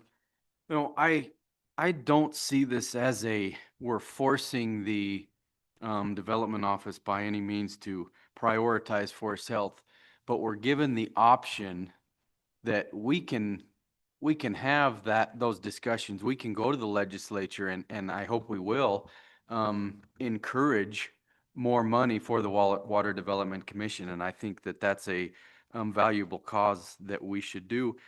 But I think having this addition here, I mean, I read through this list of recreational purposes, conservation of land, just makes sense to me that forest health would be listed on there. Not necessarily that we should say that that should take priority or aging infrastructure, but I think having that tool in the toolbox so that when resources are available, at least that option can be there. And so like many of you, I do support the idea, and I'm gonna try and give that tool in the toolbox as another venue. As we talked about, we'd like to have multiple venues. I see this as an option to do that. Representative Strong. Thank you, Chairman. I think the main thing here, aren't we trying to conserve water, make more water, however you want to look at? We've taken, you know, this cloud seeding away as a form of producing more water, maybe. And this is one of those resources, and I'm with why is there not there wouldn't be a problem to, you know, make more funding for this. But it's an easy way to maybe bring us some more water. We all know there's a huge shortage. So why are we closing that door when it doesn't even involve chemicals? You know, a lot of our worry when we've been talking all this is about chemicals. This isn't. This is managing a forest so that we have more water runoff. And if anyone knows, if you have a canal, we're to manage the trees that grow up around the canal so they're not sucking up all the water. So this is a no-brainer to me. So I would be a yes on it. Representative Lawley. Thank you, Mr. Chairman. Again, just in response to that, I have the same concerns and I like the bill.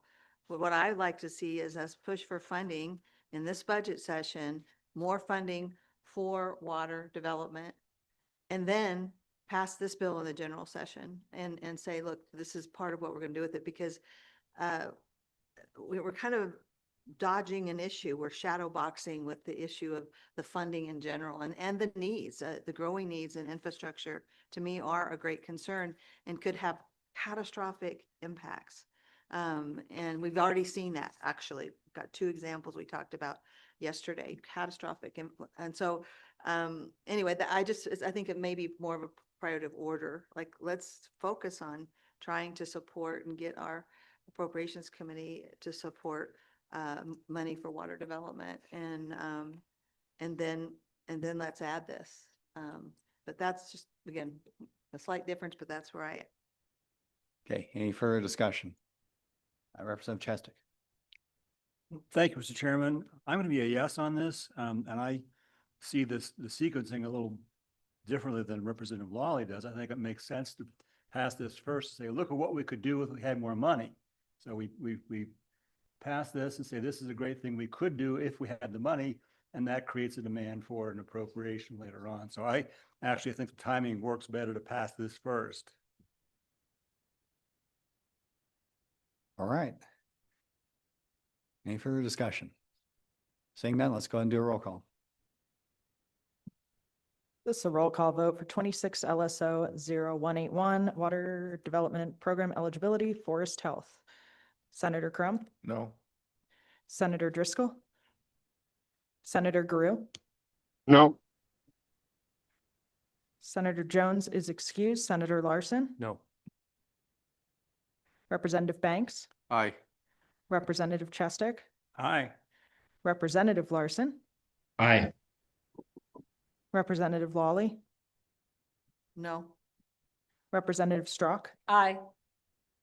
Vice Chair Boner, and Chairman Eklund is excused.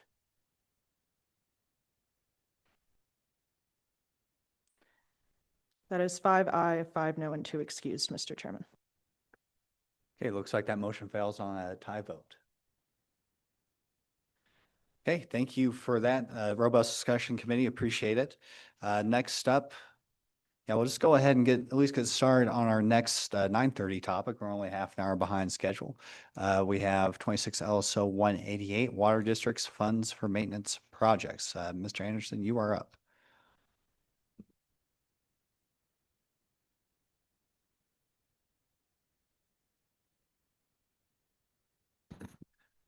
Good morning, Mr. Chairman, Josh Anderson, LSO. So this is 26 LSO 188. This bill request came out of the discussions at the last meeting on these irrigation districts. There's not clear authority for them to be able to save funds for future major maintenance projects. So this goes into 3 different types of these districts: water conservancy districts, irrigation districts, and watershed improvement districts, and adds that authority in. Oh, so the first change on page 3 is for water conservancy districts, and then the same language is added to those other types of districts as well. So it's mirrored language in all 3 spots. But you'll just see on page 3, it says the amount to be raised under this section may include an amount for major maintenance projects for any critical aging irrigation infrastructure project as identified by the Wyoming Water Development Office, provided that the annual amount directed for major maintenance shall not exceed 10% of the annual amount raised under this section. All amounts assessed for major maintenance projects shall be held in a separate account or separate major maintenance account, and funds in the account may be invested in the local government investment pool as provided by law to the extent eligible under that law and the rules adopted under that section. So that's essentially the bill, Mr. Chairman. You'll see that same language again on page 5 and then on page 7 for all 3 districts. And I take any questions, Mr. Chairman. Okay, any questions for Mr. Anderson? Okay, I have one. So what, you have to remind me what the discussion was on that 10% limit. Was that something the committee discussed, or was that something that came up as the bill was developed? So, Mr. Chairman, yeah, that wasn't necessarily part of the request. I was looking at some other similar sections in the statutes and added that in. 10% as just kind of a sideboard on the amount of money they could raise each year for these projects. Certainly a policy decision for the committee. You could raise or lower that or remove that altogether, but that was just something I did see in some of the other kind of similar sections. All right, I appreciate that. And what were those sections? Like what sort of activity was that relating to?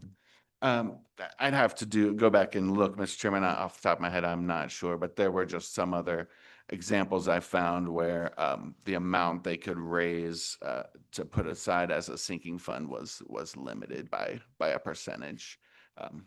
Right. I can see if I can find that. I can send that to the committee. But again, I think that's certainly a policy choice of the committee. Right. And I appreciate you including that, because I think we have to assume that there's this restriction in place for a reason, and the question's going to come up. But at least it's there so we can discuss it. So, okay, go ahead, Senator Larson, then Representative Lawley. Thank you, Mr. Chairman. So I'm really struggling on where this came from. The bill, was this from a district or did That's my big question. Sure thing, Mr. Chairman. So yeah, so I don't know if you recall at the last meeting, I walked through a short memo that I'd done, kind of looking at these types of districts and had noted that they didn't have this authority to kind of save for these major maintenance projects. And so then working with Vice Chairman Boner, we came up with this idea of doing this kind of a bill draft. Mr. Chairman. Follow up? Thank you, Mr. Chairman. So has there been any rulings in the courts on anything like this? Is there questioning coming from county commissioners or anything else? And I can take that one. This is a result of experience that we had in La Perla Irrigation District, where they tried to save funds for replacing the dam, and the district court judge that oversees their budget every year said, you cannot do that. So this provides clarity and an opportunity to invest those funds with the state treasurer's office and, potentially pool the funds and have a greater return. So that's a direct result of a issue that we had with a, very large project in central Wyoming. So go ahead, Representative Lawley. Thank you, Mr. Chairman. Josh, my concern about the 10% has to do with smaller districts, smaller irrigation districts. 10% of a little bit of money is not much money at all. Is there any way to make some distinction on, I don't necessarily disagree with an amount, but anyway, I just wanted to think that through, because that most of the irrigation districts in my district are, I would categorize as small, most of them. So 10% isn't good. It's going to take a long time to set aside money for maintenance. So any thoughts on that? And I did appreciate your memo, by the way. It is quite good and answers a lot of questions. Mr. Chairman, Representative Lawley, yeah, good question. Yeah, I could do a little more thinking about that. Like I said, I think that's, certainly a starting point for committee discussion, the 10% amount, and but certainly other ways that the committee could approach that.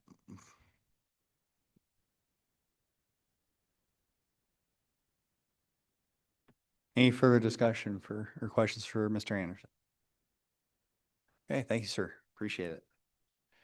On the agenda next, we have the State Treasurer's Office. Part of the, part of this bill that's really important is the ability to invest funds that are generated using this method. And so looking forward to what the Treasurer's Office has to say.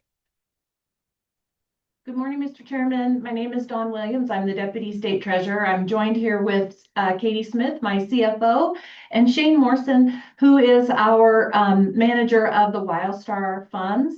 And that is essentially where the money is designed to be invested in this bill. Katie'd like to give you a little rundown of the 3 WildStar accounts and our thoughts about how participation by water districts would work. So thank you, Katie. Yeah, of course. Good morning, everyone. Good morning, Mr. Chairman. Again, Katie Smith, Chief Financial Officer for the State Treasurer's Office. In the bill, it states to invest these funds in WildStar 3. Some stipulations I just want to cover with the WildStar 3 program. It is in equities. And there is a $5 million initial funds deposit that needs to be made in order to participate in WildStar 3. As well as a 5-year long investment. So it is not to be withdrawn from for 5 years, after which at least $1 million needs to be maintained in the investment. So those are some things that to consider when thinking about investing in there. WildStar 2 is a longer term investment, fixed income. It's a quarterly rotation. We do distributions on a quarterly basis. Seems to be maybe something that would fit better, maybe with what you guys are trying to do with your investments. There is not a hard stipulation on the initial amount that needs to be invested in. And so something that you could look at. Currently, we do have water districts that are invested with WildStar. It's in WildStar 1.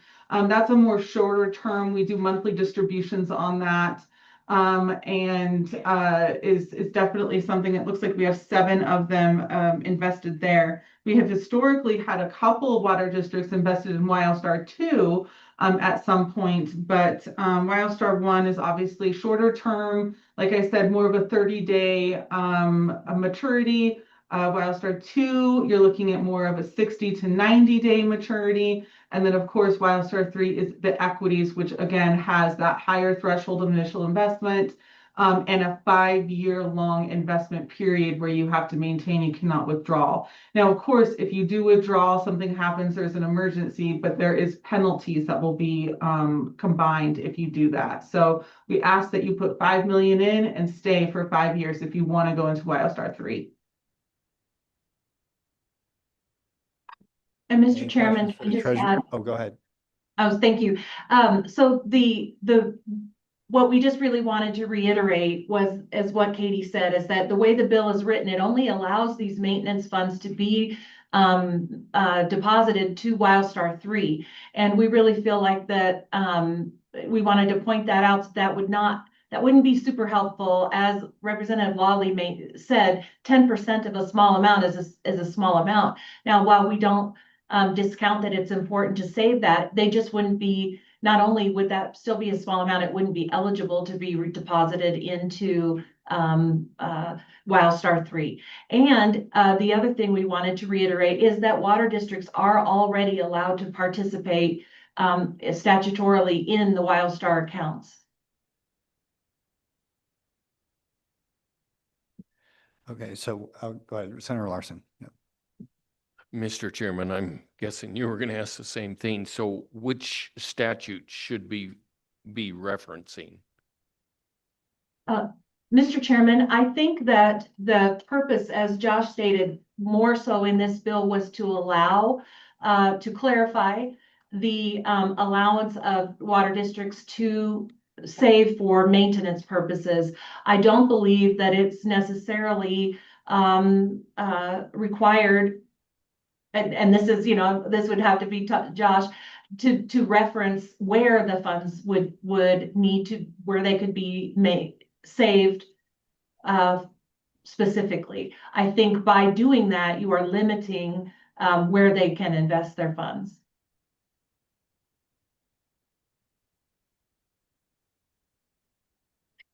So Mr. Chairman, and so just to clarify, yeah, I think as Ms. Williams noted, I think, these districts already are likely eligible as a local government district to participate in these programs. So if we just strike that language out of the bill, it may, I think part of the request was to make sure it was very clear they were allowed, but it might have confused the issue, and it might be better to just delete that language, Mr. Chairman.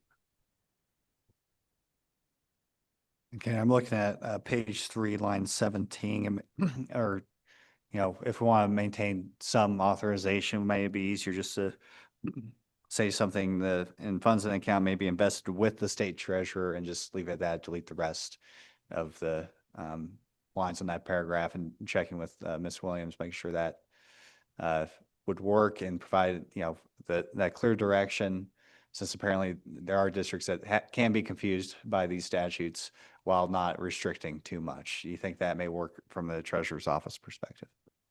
Mr. Chairman, if that was the case, I would recommend then if we said we would be more specific how they would be invested with the state treasurer, and then to just change those statutory references to include the WildStar 1 and WildStar 2 statutes. Then it's very super clear that they are allowed to participate in any of those 3 accounts. Schools, I should say. Okay, thank you. So under no circumstances there'd be anything outside the WildStar accounts that you would anticipate? Correct, Mr. Chairman. Mm-hmm. Okay, thank you. Any further questions for the treasurer, Representative Chestnut? So would an amendment, would this serve your purposes? On line 18, put a period after local government investment pool, period, and delete the rest. Would that solve the problem? Go ahead. Thank you, Mr. Chairman. it's not really, we don't really have a problem with this language. We just wanted to point out that with this language, it limits it to Wildstar 3, which likely these districts won't be eligible to participate in by rule. So if we reference the local government investment pool, we would need to reference those specific pools, which we refer to as Wildstar 1 and Wildstar 2. And, I would look to Josh for a little bit of guidance about that, but that's my sense of it.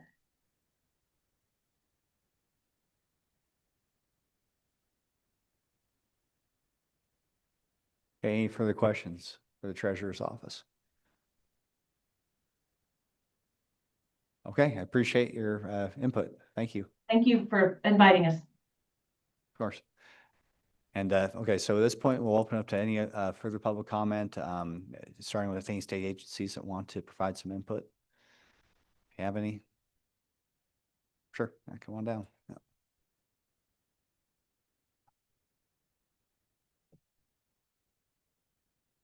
Thank you, Mr. Chairman. Jason Mead, again with the Director of the Wyoming Water Development Office. Had some discussion before the meeting started with Chairman Boner, and referring to the language on page 3, line 10. And of course, this is repeated several times throughout the draft bill. Appreciating kind of the genesis of this bill being the critical aging infrastructure study and the things that came out of that. Having some discussions with our water development commissioners, that language on line 10. So it would be include any amount for major maintenance projects for any critical aging irrigation infrastructure project. Knowing that we would like to see our districts be proactive. So as soon as a project is built, it's, aging from that day on, and being proactive would be setting aside money from day one and not waiting until it's an emergency or it's dilapidated. And at that point, it's a little bit too late. So just a suggestion to consider would be removing aging and just saying for any critical irrigation infrastructure project. And then the other thing I would maybe make a suggestion on would be on on lines 11 and 12, same page 3. As identified by the Wyoming Water Development Office. I think in Wyoming, we all value our independence, and I don't think these districts that we're talking about are any different. So to add another layer of bureaucracy by having us make that determination may not be necessary. And I would say those districts might be in a better position to understand what's most critical for their particular system. So just would make those suggestions. Any questions for water development? Okay, thank you, Director. Appreciate it. Okay, any further public comment on this topic? On this bill, I should say. Anybody online? Okay, sounds good. We're getting at a little bit after 10 o'clock. I think it might be time for a 10-minute break. And that'll give us some time to get ready to close public comment officially, and then we'll proceed with the agenda. So, okay, we'll get back at 10:25.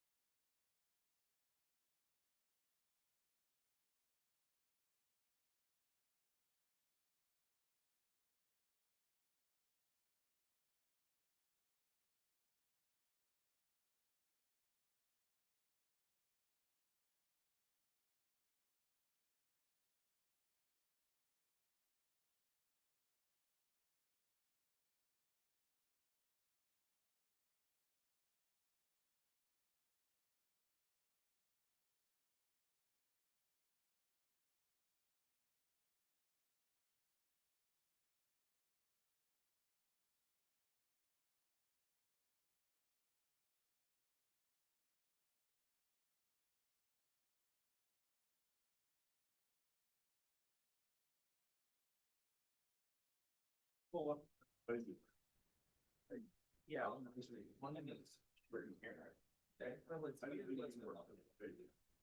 You know what, and that's a.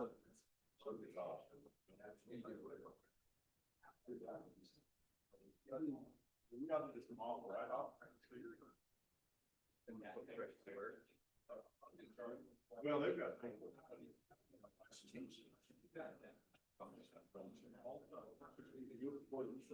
All trucks.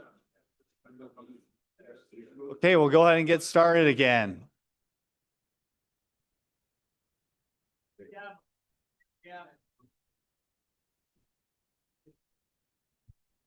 You need to use your dad voice. I mean, come on. You need to use the.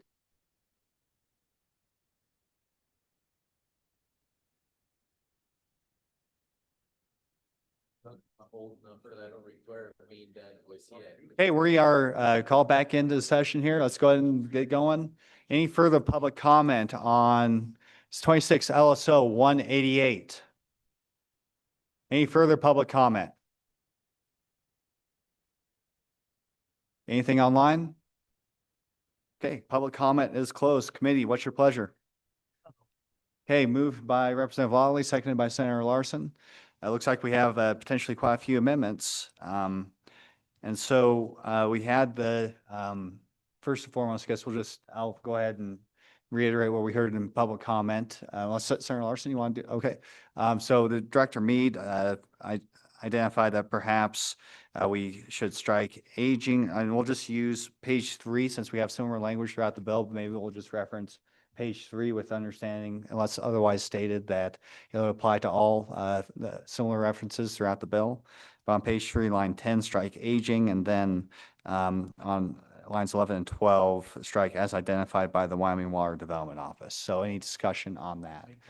Okay, moved by Senator Larson, seconded by Representative Lawley. Any discussion on that amendment? Question. Okay, all those in favor say aye.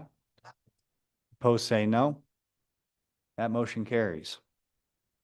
Okay, we also had discussion about that 10% limit. Any discussion on that provision? Go ahead, use your microphone. Thank you, Mr. Chairman. I move that we strike the portion limiting it to a 10% of annual amount raised. So that would be striking beginning on line 12, the word proceed, or excuse me, provided, and then going all the way to line 15 and deleting up to under the I striked it already, so I can't read it. Section, sorry. I had already striked it. So anyway, so that first word in line 15 section, and that would be my motion. Hey, for the motion, is there a second? Second by Representative Banks. Same discussion. Removing that 10% limitation. Okay, all those in favor, say aye. Opposed, say no. Motion carries.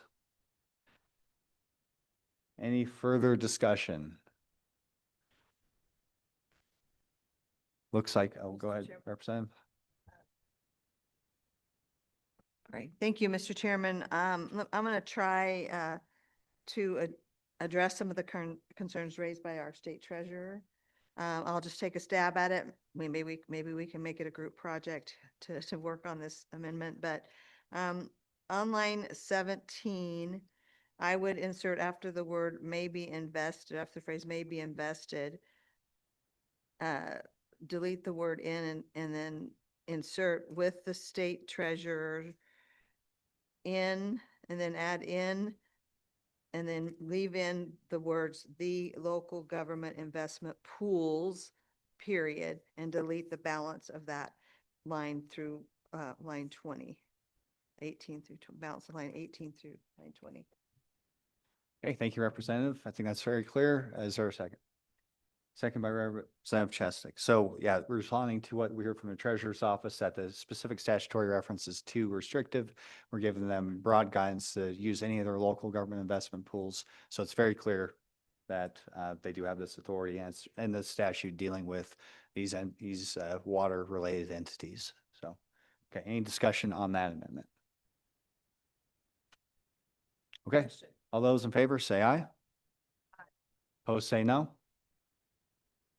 And Okay, go ahead, Representative Law.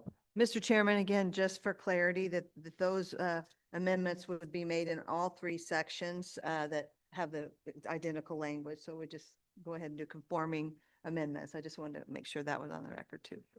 That's correct. Yeah, that was our understanding, and doing those amendments is applying to all similar language throughout the bill.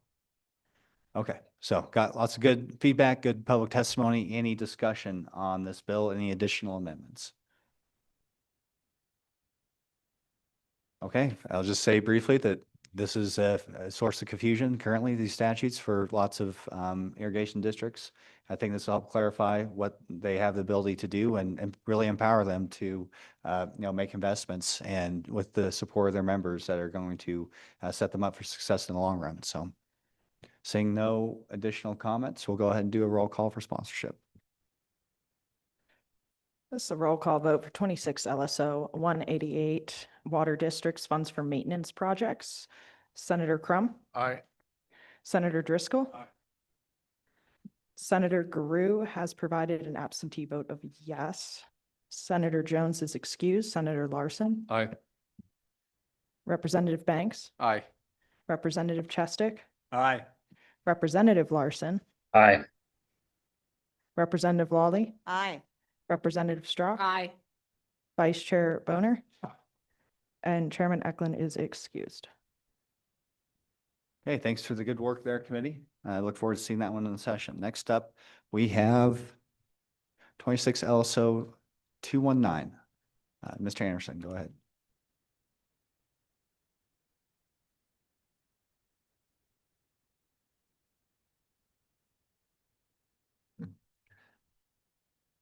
Good morning, Mr. Chairman. Josh Anderson, LSO. So this is 26 LSO 219 Waste and Stormwater Infrastructure Study. So if you recall at our last meeting, Representative Lloyd Larson, as well as representatives from DEQ and Office of State Lands and Water Development Office presented to you some of their efforts on a ongoing study within the Department of Environmental Quality. And this bill draft was a request to extend that to waste and stormwater. So, Mr. Chairman, the bill, starting on page 1, requires the Department of Environmental Quality to conduct a study to collect information on public wastewater and stormwater infrastructure in the state. This study shall be conducted in conjunction with the ongoing efforts by the Department of Environmental Quality to collect information on drinking water infrastructure in the state. Subsection B, the Office of State Lands and Investments, Wyoming Water Development Office, shall coordinate with and provide any necessary assistance to the Department of Environmental Quality in conducting the study under subsection A. Funds appropriated under the section may be used to retain a consultant to assist with completion of the study. Each city, town, and county shall provide any data or information on its water, wastewater, and stormwater infrastructure as requested by the Department of Environmental Quality or its designee for the study required under subsection A of this section. Subsection C, the Department of Environmental Quality shall report the status of the study required under this subsection not later than November 1 of each year, beginning in 2026 and ending in 2030. On page 3, Mr. Chairman, there's an appropriated $8 million from the Strategic Investments and Projects account to the Office of State Lands and Investments for any expenditures necessary to conduct the study under subsection A of this section for the period beginning with the effective date and ending June 30 of 2030. And it's the intent of the legislature that this not be included in their standard budget request. So that's the bill, Mr. Chairman, and I take any questions. Okay, any questions for our LSO attorney? Okay, thanks, sir. Appreciate it. Okay, first up on the agenda, we have DEQ. So feel free to come on down and introduce yourself to the committee and proceed with your testimony.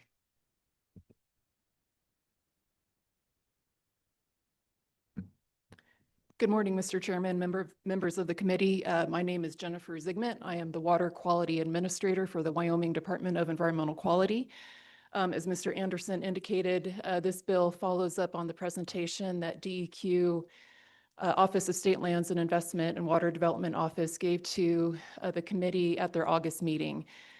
In that presentation, we talked to you about the challenges with Wyoming's water and wastewater infrastructure and the recommendation that one of the most important steps we can do to help our communities face those challenges is to do asset management planning for drinking water and wastewater systems around the state.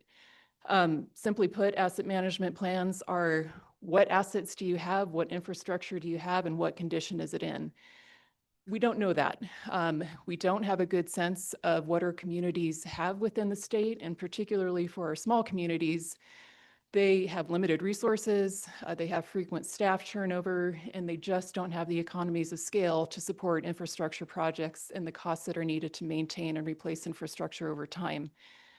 So what the DEQ, Osley, and Water Development are currently pursuing is a pilot project to develop asset management plans for 6 communities in the state. We're doing this through the Drinking Water SRF program.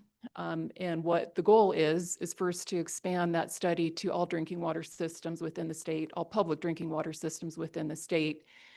And if we're going to do that, it would be most cost effective to also do asset management planning for wastewater at the same time, so that we can help our communities with one round of assistance rather than multiple rounds. At the August meeting, there was interest in adding stormwater to that effort. And so in this bill, you'll see that both wastewater and stormwater have been added. Real quickly, just to clarify, so drinking water refers to taking water from a source, treating it, and delivering it to taps. Wastewater would refer to sewage, basically your sanitary wastewater. And then stormwater refers to what municipalities have to deal with in terms of stormwater runoff from impervious areas.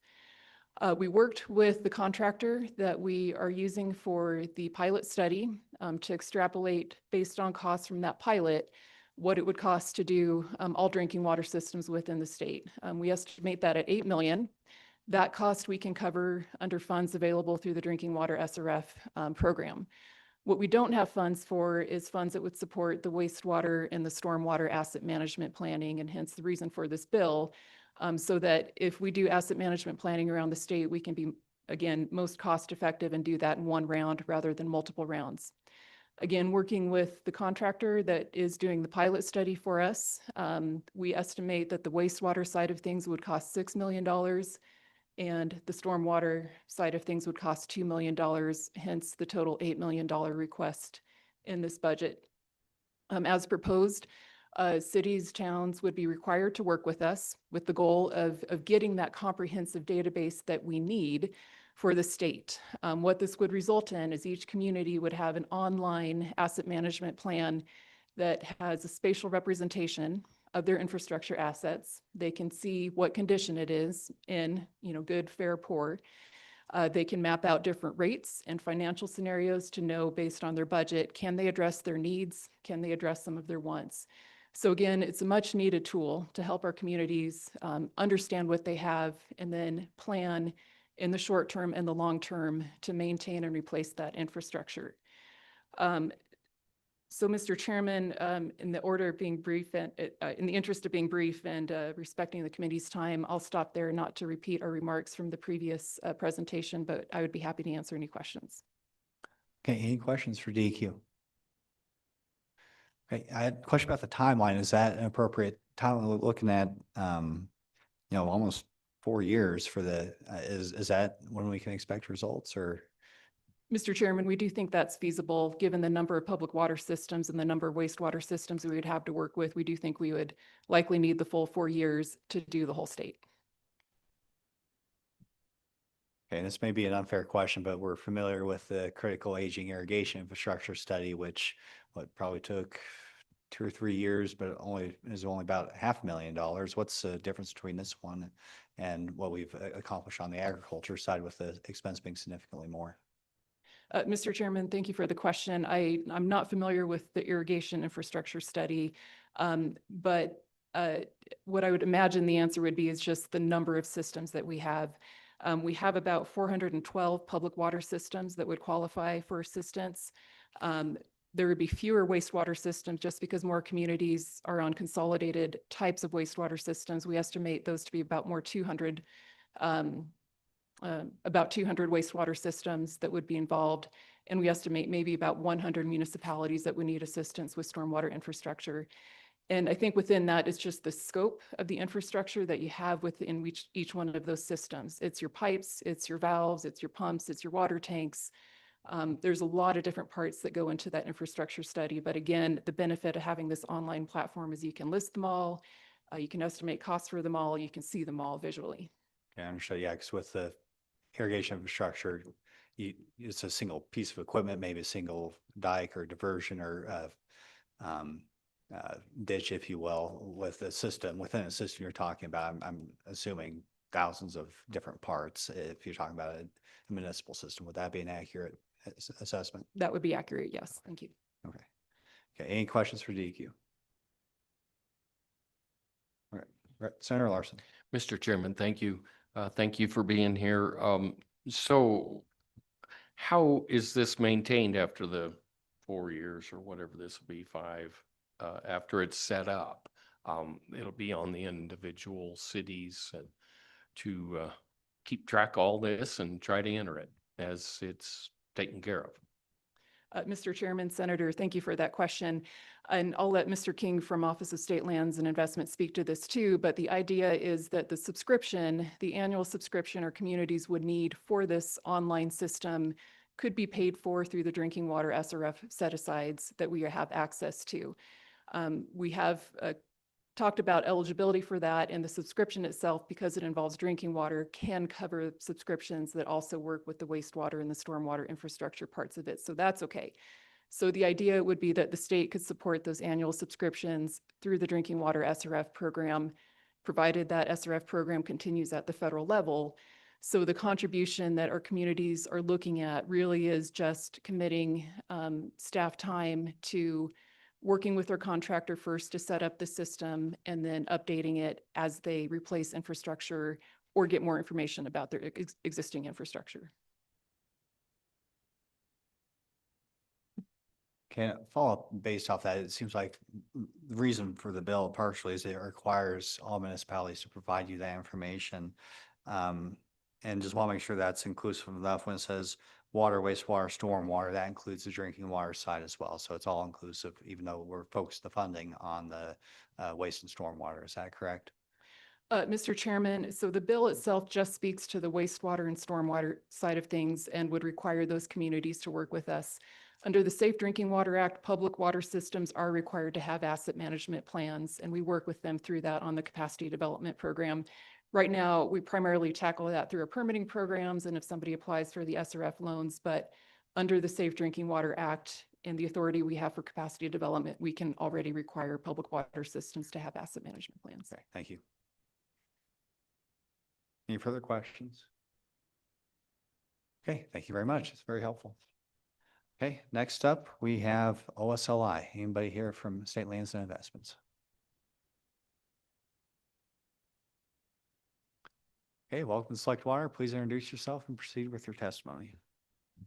My name is Sean King. I am with the Office of State Lands and Investments. I am the financial manager of the Drinking Water and Clean Water State Revolving Loan Fund Program. Basically, the premise and reasons why we're doing this have been laid out quite well. One of the things that I would like to add to the previous testimony is we are doing this for every one of the communities on the drinking water side, no matter what. We do have, through the drinking water SRF program, the ability through set-aside programs out of the federal grants that we receive every year to do this. We have plenty of funds to execute this and pay for the subscription charges as long as we continue to get the federal capitalization grants. One of the biggest benefits of this project is going to be the fact that we're at least going to have a tool for all the communities to use at their level. But it's also going to be able to aggregate all this data so that the state has a facing level to see at the state level what the needs are every year for wastewater and drinking water investment in infrastructure. And the state departments that we can have access to it will be able to drill down to different individual communities also to see the needs and wants, basically. One thing about asset management is it identifies critical assets. And within the software, it identifies when critical assets need to be replaced. So when it comes down to funding issues for the SRF program, when we do our intended use plans, we'll be able to use this tool as far as basically awarding loans and principal forgiveness dollars to communities asking for funding that's going to really be taking care of the needs, the actual needed infrastructure that needs to be replaced instead of wants. While our program supplies loans, nobody walks out of my program without a loan. Your guys' program with grants, it also could be very beneficial to you guys so that you guys can make sure that you are funding projects that are real big infrastructure needs instead of sometimes wants. And I think that's one thing as far as we've had discussions. I've been within the SRF program for over 9.5 years. And then with the MRG program out of the Office of State Land, it's a lot of times it becomes discussions with communities. Is this really what you need to do? Or is this what you want to do? And I think that's one of the things too, that as our program, we think is going to be beneficial for us. And I think will be beneficial for the state. Okay, thank you. Any questions for Mr. King? Okay, so you mentioned, and even in the bill, it says that you're going to provide that report to us, the Select Water Committee, and you mentioned, have that access at the state level, but just wondering what you anticipate the communication with the actual municipalities who are responsible for all this. What's that going to look like? And do we need something in the bill that's going to ensure that everybody shares the information with the affected municipalities too? Or is that just a given? What exactly? Sorry. So the bill requires a report to this committee. Yes. You mentioned, having access to it at the state level. What does that information sharing look like with the municipalities? Because it's not mentioned in the bill. What does that look like operationally? Basically, I mean, the accountability between our program and what we're doing to the municipalities is going to be seen throughout the building of their facing, because it's all internet based. So basically, once our contractor goes through, they get the data, they build it out, then it'll be shared with them. They'll have access at that point. I mean, it'll be real time for them. I mean, it's not really going to be like a written report like we'll be doing to you as far as status, as far as where we're at with it, how many communities we have done. And that it's going to just be real time. Here you go. We got it going.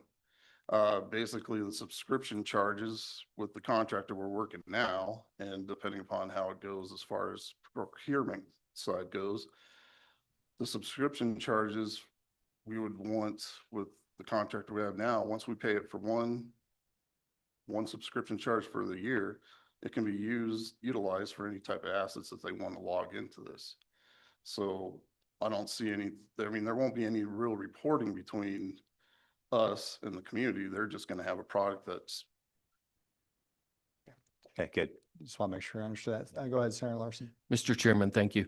So has this been presented to WHAM, the association, and to the communities and such? I guess my worry is, how do these smaller communities even produce the information that is required? Are they going to have to hire an engineer or something?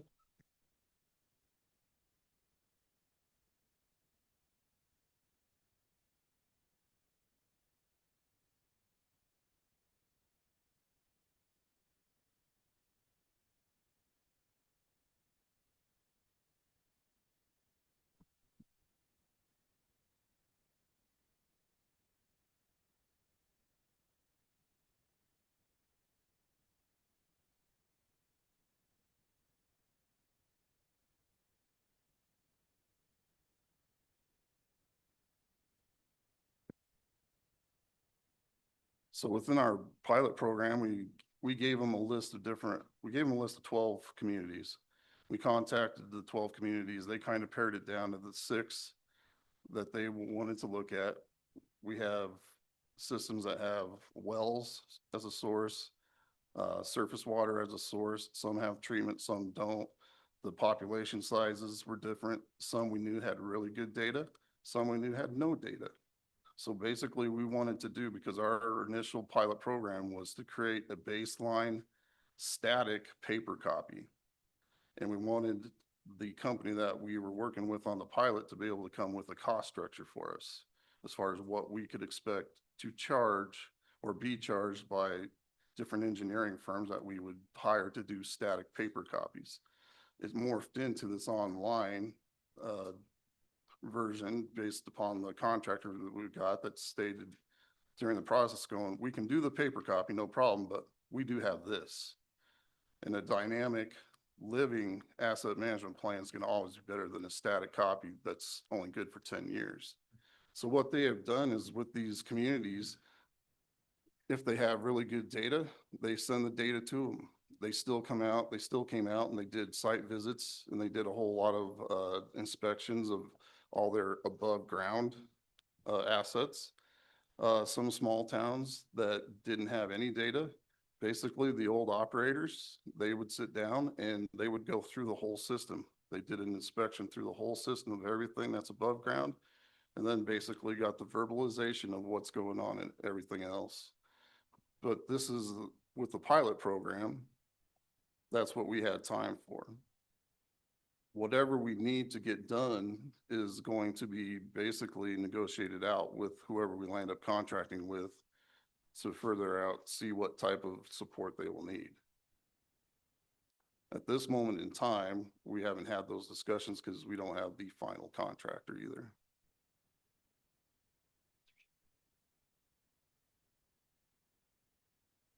Thank you, Mr. Chairman. If I can add to what Mr. King just said. So we do have example handouts from the town of Afton, which is one of the pilot communities. We'd be happy to pass out examples of what those dashboards look like, if that would be helpful for the committee. But I would say the response from the communities participating has been very positive. I think they've been very excited to see this information consolidated in one place where they can see it. They can map out different financial scenarios. So again, the feedback we've received thus far has been very positive. I mean, I can't speak for them, but statements like, this is exactly the type of tool that we need. And it's not just for the town staff, it's for the decision makers to help them make some tough decisions with limited resources. We understand that. And we have also outreach to groups like Association of Municipalities and County Commissioners Association, so they are aware of what we are doing. And I would add that WAM was planning on testifying, but I guess they had a very tight window. They couldn't wait for half an hour. So check your emails, committee members, for a letter of support from the Association of Municipalities there. And I believe strong support. Let me see. Yes. Strongly supports proposed legislation. So refer to your, sorry, that's not the best way to do things, but if they're not here, they're not here. So yeah, I think that the overall organization is very much in support. And yeah, what we've seen here is that we're providing them with information, which would be my concern, is that the state begins doing too much and they lose their sense of responsibility over their own infrastructure.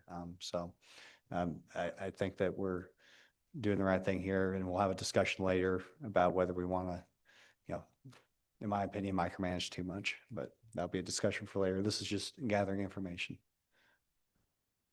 Okay, any further questions or comments, committee, so far? Okay, thank you both. Appreciate it. We'll go ahead and open up to general public comment. Like I said, the Association of Municipalities was planning on being here, but is very busy, and just want to convey their strong support of the bill at this point. Any further public comment? Go ahead, Commissioner Cott. And you don't have to, you can stay there if you want. It's fine.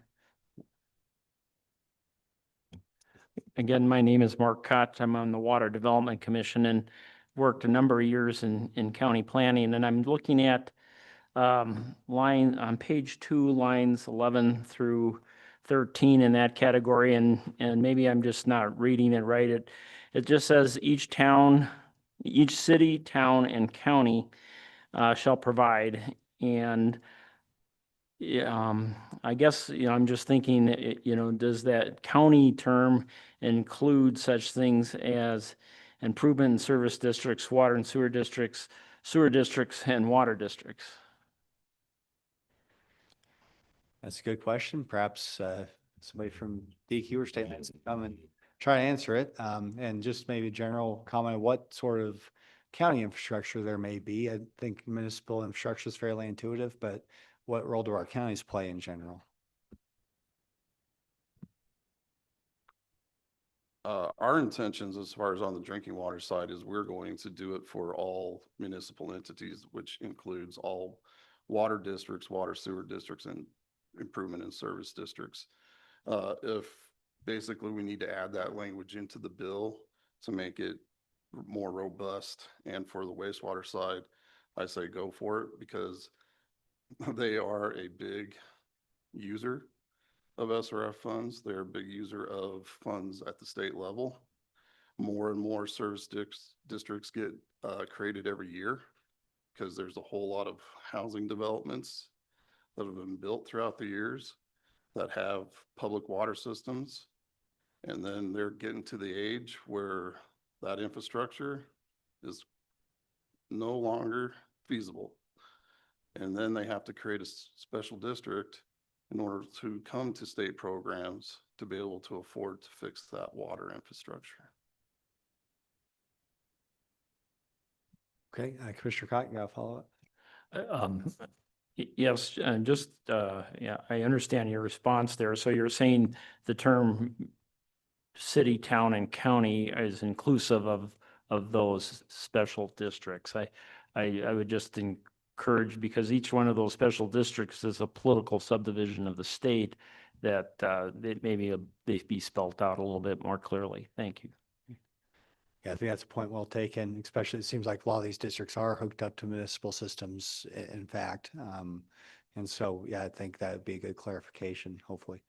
And so if you have a specific reference, Commissioner, maybe that's something to work on. And because if I try to do every last type of district, I'll probably miss a few. But okay, thank you. Okay, any further questions or comments? Any further public testimony? Come on down.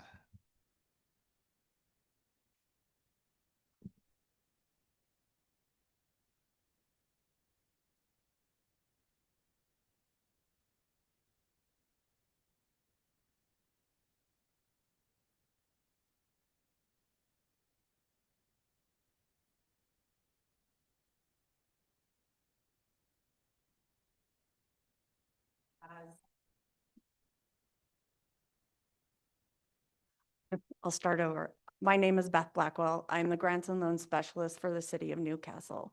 Many of you have worked with me in my prior capacity as the Grants and Loans Manager for the Office of State Lands and Investments. In that position, I helped manage the SRF programs. I managed the MRG program, as well as the Capital Construction Loan Program, which you discussed in August. Furthermore, I helped administer the ARPA funds and the CARES funding that we received from the federal government. I can't tell you how important this bill is and what a huge difference it will make to not just our communities, but to the state agencies who are responsible for awarding funds. My biggest frustration through just pretty much any grant funding opportunity was I didn't know if I was funding a want over a need. And a lot of times our communities don't know what their needs are. And these studies will help them know what their needs are. It will help their council, their mayors make the right decisions on what is the next project to fund. A lot of times the next project that's funded is the one in front of the customer who's the loudest. It makes that problem go away. But really, had you done a bigger project in a different part of the community, had you known your system, you would have fixed 10 different problems, maybe at the same cost. So this kind of information is invaluable.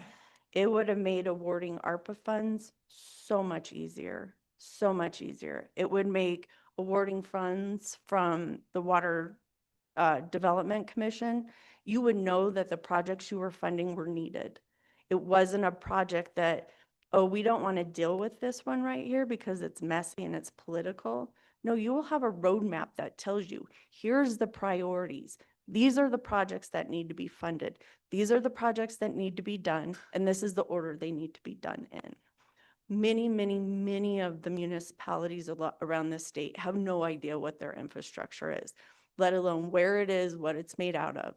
I heard more times than I can tell you, we pulled out our plans, it's stamped, built as designed, and when we dug it up, it's anything but. It's not in the location that the plan said it was. It's not the material that the plan said it was.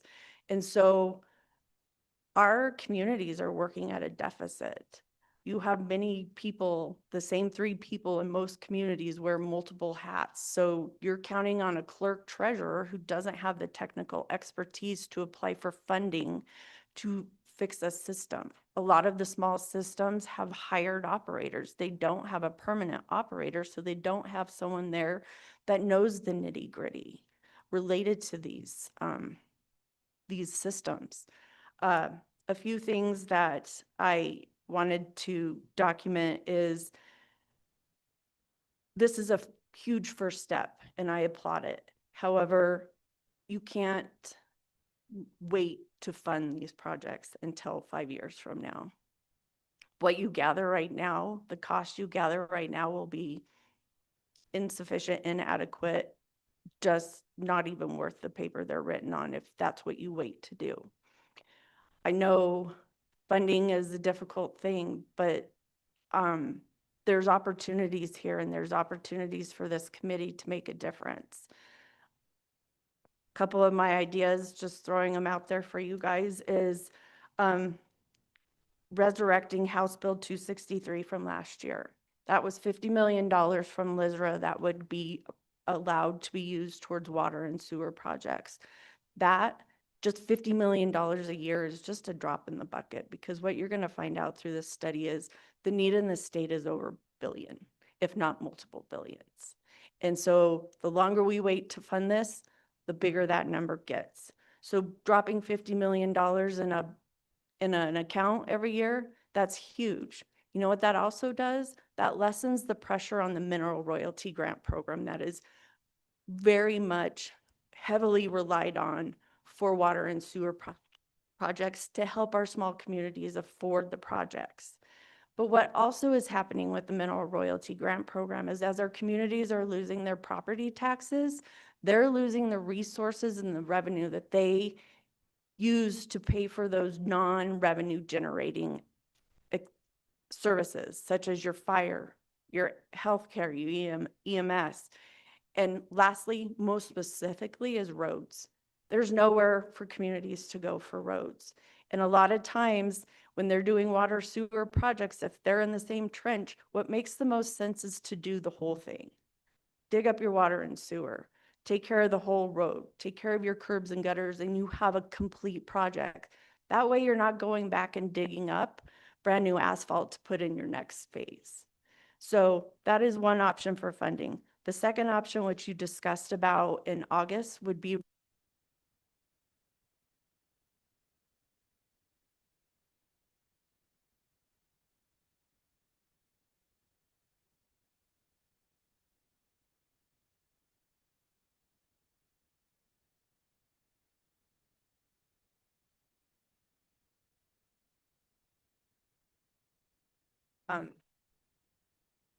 yes, I'll hurry.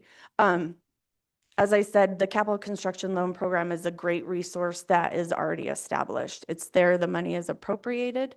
That program was created in 2018. The tagline when that program was created was, "Let's invest in Wyoming and not Wall Street."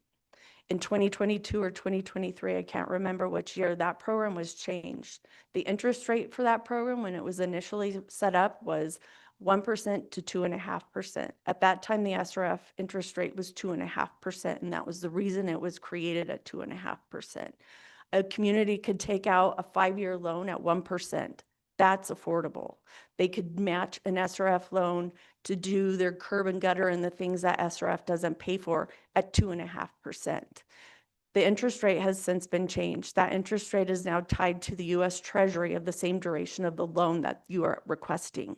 So I looked at rates today. If a community came and requested a 5-year loan prior to the interest rate change, they would have had an interest rate of 1%.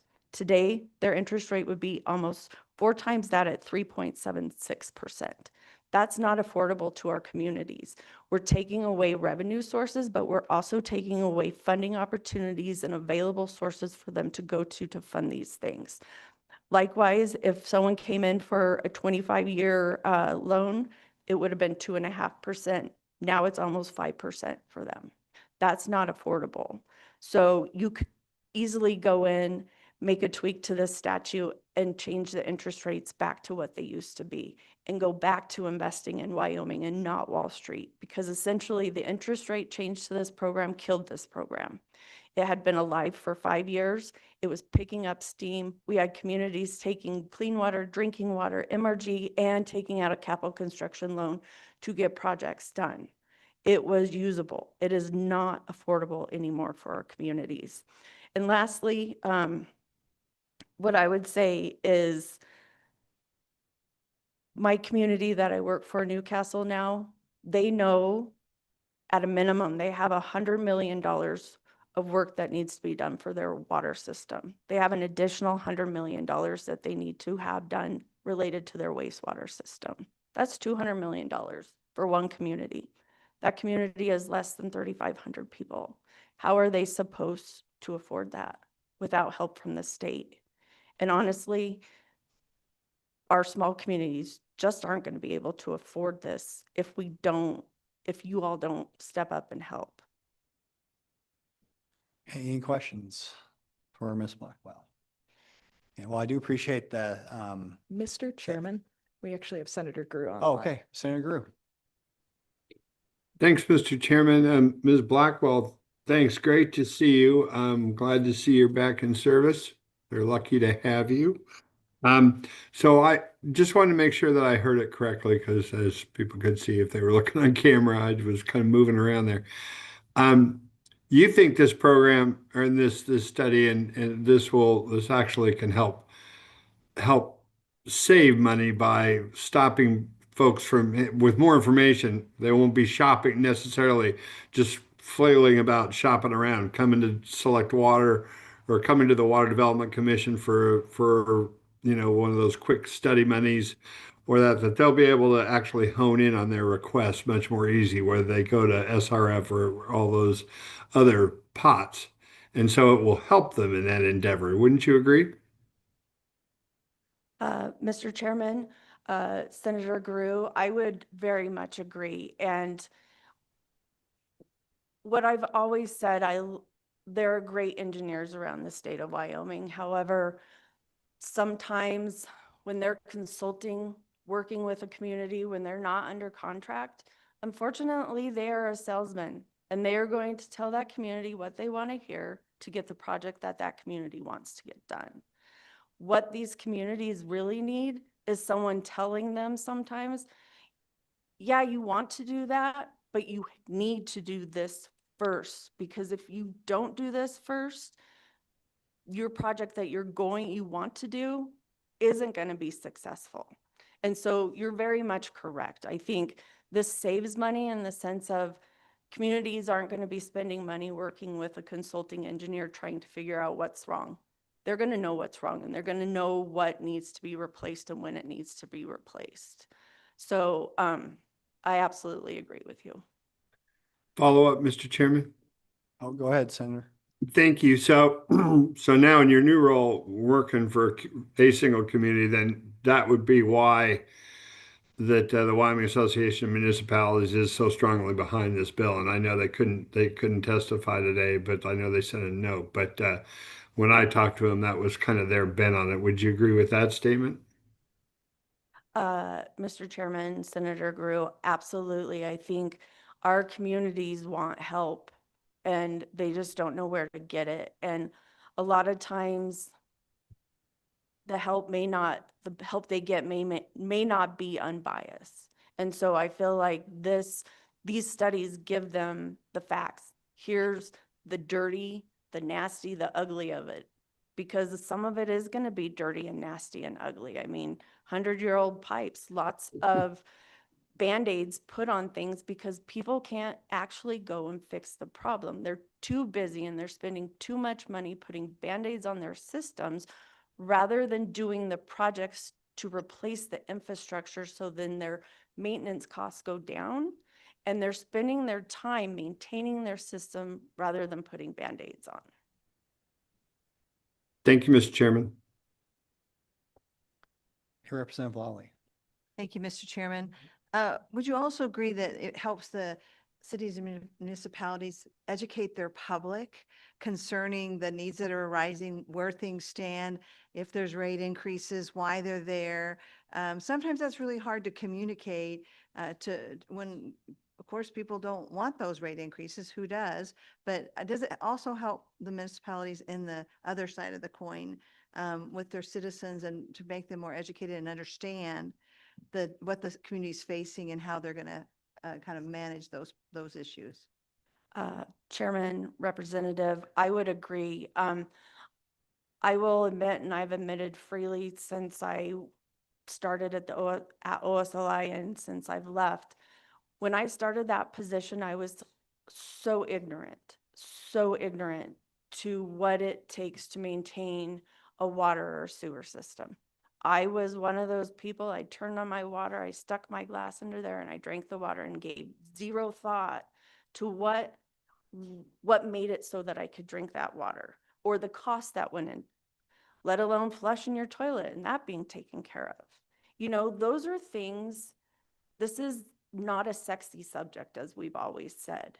And people are going to complain about a pothole that they hit every day, that they see every day, before they complain about their holy water and sewer lines because they don't see them. It's a forgotten piece of infrastructure. People take it for granted. And so my big thing at OSLI was take your holy water line and your holy sewer line that's in the same ditch, put it on the front lawn of your town hall. And when people start asking, what are those nasty things on the front lawn? You say, well, that one is your water line and that one's your sewer line, and they're only X away from each other. And so, you know, the rate increase we just did, it's to put new lines in so there's no cross contamination. I mean, a picture is worth 1,000 words, and community members will only educate themselves when they're interested. But I think there's ways to force educate them to understand that you don't see this, but once there's a problem, you're going to feel it badly. And so I think very much these things can be used to educate your public. Once they have the asset management plan, they can say, this is the state of our infrastructure. And this was based on an independent analysis. And these are the things that we have to do to ensure that we maintain the level of service that you are accustomed to. Because a lot of our communities right now, they see some growth, they're neglecting their current infrastructure to put in new infrastructure. And if you're putting extra pressure on your old infrastructure, you're not getting it ready for the new, none of it's going to work. Senator Larson. Mr. Chairman, thank you. I guess one of my worries here is that you hit it right on, right spot on. You know, it's all that stuff that's under the ground that we don't know that's there. So I worry that I don't know how you're going to get the information. I mean, hopefully you have somebody that's been there a while and has dug up that line and knows that it's a concrete or whatever it is. But that's my worry is, do you think that some of the cities may have to do some potholing and just get an idea what's there? I guess that's what worries me. Mr. Chairman, Senator Larson, I think that is something that will be negotiated probably through the contract of how the program is going to proceed and how that's going to work. Not being part of that portion, But if you want a good product, it makes sense to go and do the potholing. It makes sense to make sure that the information that you're spending money to gather is correct information. Like I said, they can take a design off the shelf that's stamped, built as design, but is that true? Any further questions, committee? Keep in mind, we're almost an hour behind schedule. But okay, thank you very much. Appreciate it. Any further public comment? Come on down.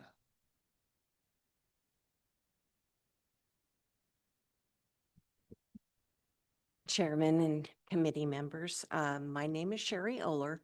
I am the mayor for the town of Hudson. And as with every small community, we face the same things, especially if we have less population, that type of thing. By the way, I reaffirm everything that Beth Blackwell's just said. It's right along the terms. And I felt compelled to come down when I read the draft bill. I felt compelled to come down. I don't know if you look individually at the communities, but I know for the town of Hudson, we have approximately 400 people. Our average medium household income is 55,000. We are looking, I won't go into the great details. I brought a letter that is more specific to what has happened with the town. But we are looking at in the very, well, in the very near future, 5 years, that the town is needing a better water source. We participated in a level 1 study, and they're estimating 3 million, and that does not include inflation. Also during the time right after I became mayor, we were hours away from our sewer lift station failing, and it was very stressful. And we were finally able to get it going, and Midwest Assistance helped me to address the issues. We're supposed to get a draft PER at the end of this month, but the estimates to just do one section of our sewer distribution or collection system, our lift station, and deal with our issues on the sewer lagoon is about $4 million. And that needs to happen sooner than later because obviously everybody wants to have good water to drink, have the water to flow, and they want to be able to flush their toilets. So, and I applaud you guys for doing this. I urge you to support it. Small towns like the town of Hudson desperately need it. Thank you. Okay, thank you, Madam Mayor. Any questions for the mayor? Okay, thank you. Appreciate your testimony. Any further public comment? Okay, seeing none in the room. Anybody online? Okay, going once, going twice. Public comment is closed. Committee, what's your pleasure? Bill. Okay, moved by Representative Lawley. Second. Second by Senator Crum. Okay, any discussion on the bill draft as is? We did have one suggestion, looks like it'd be on page 2, line 12. Do we need to add specifically political subdivisions? And perhaps that'd be broad enough, or strike the balance between specificity and flexibility to make sure we get all of our, special districts in there. Okay. So maybe, let's see, line 12, or however you want to say it, city, town, special districts and county, modify it to make it read that way. So after maybe line 11, comma, special districts. Okay. Okay. So that, Yes. do we have a motion that would do just that? Okay. Moved by Representative Lawley to add special districts at the end of page 2, line 11. Do I have a second? Second. Second by Representative Chesson. Oh. And Senator Grew. All right. So. Okay, all those in favor, say aye. Opposed, say no. Okay, that motion carries. Any other questions, comments, amendments on 26 LSO 219. Okay, question being called. We'll do a roll call vote for committee sponsorship. This is a roll call vote to sponsor 26 LSO 0219 Waste and Stormwater Infrastructure Study as amended. Senator Crum. Aye. Senator Driscoll. Senator Grew. Aye.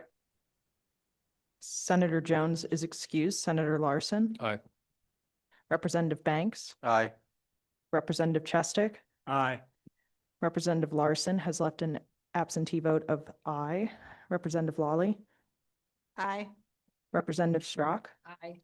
Vice Chair Boner. Aye. And Chairman Eklund is excused. Okay, looks like we sponsored that one as well.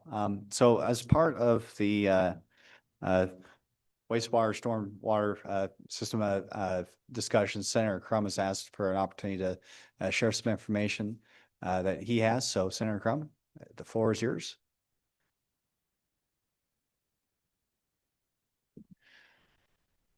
Thank you, Mr. Chairman. This bill is really a spinoff of the previous bill. It has to do with municipal infrastructure and stormwater drainage for public entities or public utilities. And I'll turn it over to Mr. Anderson to explain from LSO. So good morning, Mr. Chairman, Josh Anderson, LSO. This is 26 LSO 289. It was not part of the original meeting materials, but Senator Crum had talked to myself and Representative Lloyd Larson about the potential of essentially amending this into that previous bill. We didn't think it would necessarily fit in that and may need its own vehicle. So this bill, Mr. Chairman, it just goes into statute on the Board of Public Utilities 157401 and adds a new subsection B to just clarify that if a Board of Public Utilities acts as, assumes, or provides any functions of a surface water drainage utility as defined in law, the Board of Public Utilities shall comply with all provisions of the Surface Water Drainage Utility Act, and that's 1610-101 through 1610-110. And then it makes then a small conforming change on page 3 because we renumbered that section. And then in section 2, just clarifies nothing in this act shall be deemed to impair any contracts, agreements, or affect the validity of any actions taken before the effective date, and that the act is intended to apply to each Board of Public Utilities regardless of the date it was formed. So that's the bill, Mr. Chairman, and take any questions or turn it over to Senator Crum. Hey, go ahead, Senator Crum. Mr. Chairman. This bill, again, nice thing about this bill, there's no funding request with it, and there's really no change to the law. It's just a clarification section put into current statute. Again, it's due to municipal infrastructure and water drainage, which we just heard of, was attended working with Representative Larson. This was going to be an amendment to the previous bill, but it was felt through LSO and through Representative Larson as a better as a standalone. So it's it being presented as a standalone bill. Again, what this bill does in 157401, it allows cities or towns to own and operate municipal waterworks and sanitary sewer systems, sewage disposals, and that type of thing. And if they do, then it goes down into the governing body may establish a surface water drainage management district, which is in 1610-102, which is fine. And then where the information is, it seems to be it with some cities and towns, not saying that they don't need the additional water or sewer drainage needs to be fixed. It's how the funding is coming about. And in 1610-105, B, it says it basically, if you're going to fund public utilities for stormwater runoff, it says in B, the current statute in 1610-105 says subject to voter approval as provided in section E, and then section E without reading the whole thing, it says the governing body shall not fund a surface water utility until the proposition to impose the means of financing the surface water drainage utility has been submitted to and adopted by the electors within the proposed surface water drainage runoff section. And then it goes on. And so what this does is just clarify that there's no misunderstanding in the funding of how this should be done and who should approve it, and open for any questions. Any questions for either Mr. Anderson or Senator Crum? Okay, Representative Chester. Thank you, Mr. Chairman, Senator Crum, and also Josh. So I guess this comes about because of a conflict between Article 15 and Article 16 as to whether you can pay for these things through a tax or through a fee. Is that am I getting that correct? Is that the genesis of this problem? Yeah, Mr. Chairman. Yes, that's basically, it needs to go from the voters either through, as I would understand it, through a bond issue type thing to fund long-term infrastructure, or maybe the 6 penny type infrastructure versus a fee being placed on the system. Follow up. So if I guess the question I have is if the municipality does this under 15 as a fee, then that is they can impose the fee without going to the voters. If they impose it as a tax under 16, it has to go to the voters. And so my main question, I guess, is how does this affect, and you and I know very intimately what the problem here is, the university. Who's going to pay? Does the university pay a fee versus a tax? How does this affect whether or not the university has to pay a fee, or they can't pay, they don't pay a tax because they're in tax exempt? How does this affect the ability of the city of Laramie to recover the cost when the university produces an awful lot of the runoff water? Yeah, thank you. And then that would be in a whole nother section. This amendment doesn't try to address what public entity pays a fee or a tax. That would certainly be a broader bill that would certainly I would intend to, and maybe Representative Chestnut can work with me, but intend to look at either this upcoming legislative session or the next one due to time being a budget year, to look at a much broader issue. This is just trying to be a very straightforward clarification bill on what is currently in statute, so there's no misunderstanding that basically if you do the 15 activities, you need to look to 16, which is current statute, that we make sure we look at 16. Okay, Senator Guru. Thanks, Mr. Chairman. Senator Crum, I think I got this. I think I understand where you're headed here. I'm just a little concerned about, we want to help clarify, but I also don't want to get in the middle of something that maybe that might be part of a wider discussion that we haven't noticed sufficiently. So I guess that'd be my question. I'd say we all want to help clarify things, but and maybe Josh, this is for you. I just want to make sure that we don't jump up and folks go, hey, boy, I didn't know we were doing that. Could you help me? And Senator, just to be clear, I don't think we're looking to sponsor this bill here today, but maybe we'll see if the committee has an appetite to consider it in January. But Senator Crum is very prepared. He has the bill draft ready, and I think that's kind of what we'd be making the decision today. Do we want to consider it in January, or is this going to be an individual bill? But certainly related to aging infrastructure, I would argue, and that these problems are going to keep on popping up. So, thank you, Mr. Chairman, for that clarification. Thank you. Mr. Chairman, this is just very much a straightforward clarification bill. It's not trying to address any other issue in statute or issues that may need to be added to statute. It's very much just a straight clarification of current law.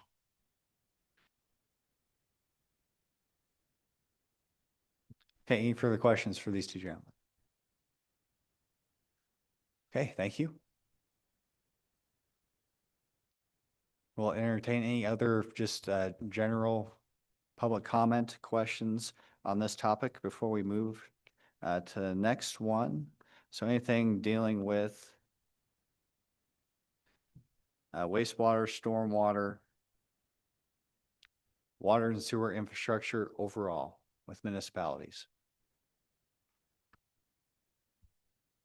Okay, seeing no public comment, I guess the only thing is Senator Crum.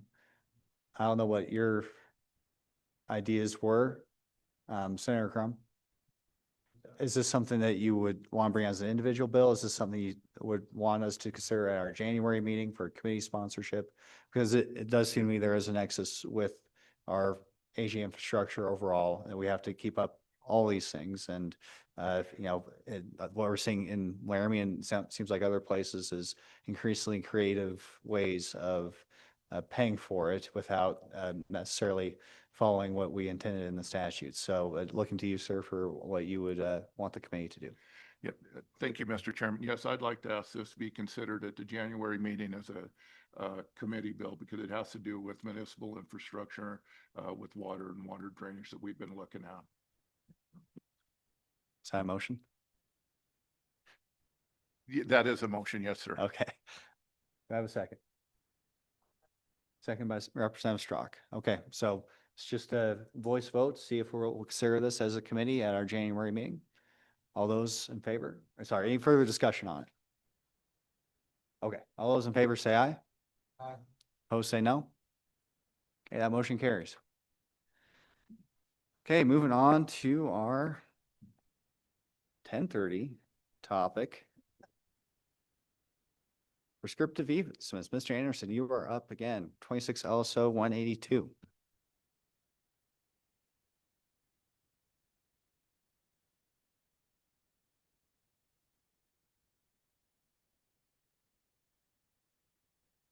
Good morning, Mr. Chairman. Josh Anderson, LSO. So this is 26 LSO 182.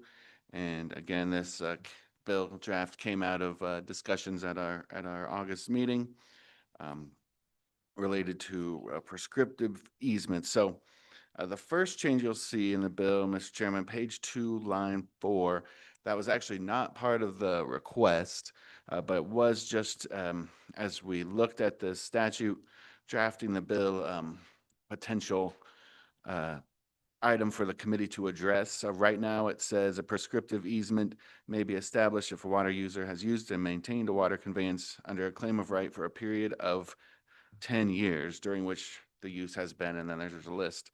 And we thought it might be more accurate to say not less than 10 years, just to clarify that it doesn't have to be exactly 10 years. It can be more than 10 years. So that's that first change, Mr. Chairman.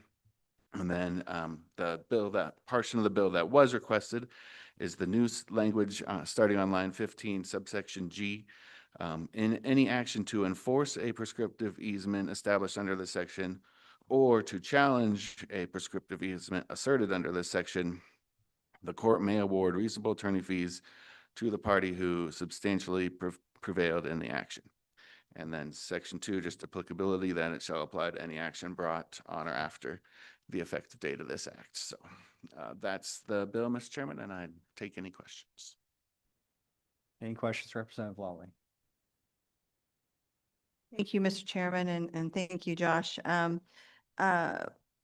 We had two types of situations we talked about at our last meeting.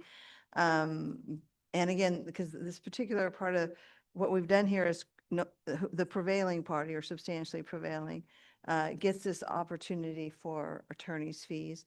So really, no matter what side they're on, if they're drug into court, they get this attorney's fees. But we did have these two different sides of the arguments where someone with a prescriptive easement was threatened when they went in to try to go in and remove some things or to use their prescriptive easement, and they were threatened by someone to take them to court to question the easement. And that did kind of fall more into the idea of proving up the easement or something. But that threat itself created a problem for the person who ultimately really did have a prescriptive easement, but that sort of bullying and threatening. So in that case, if he went to court, the person who had the prescriptive easement and substantially basically succeeded would be awarded attorney's fees, right?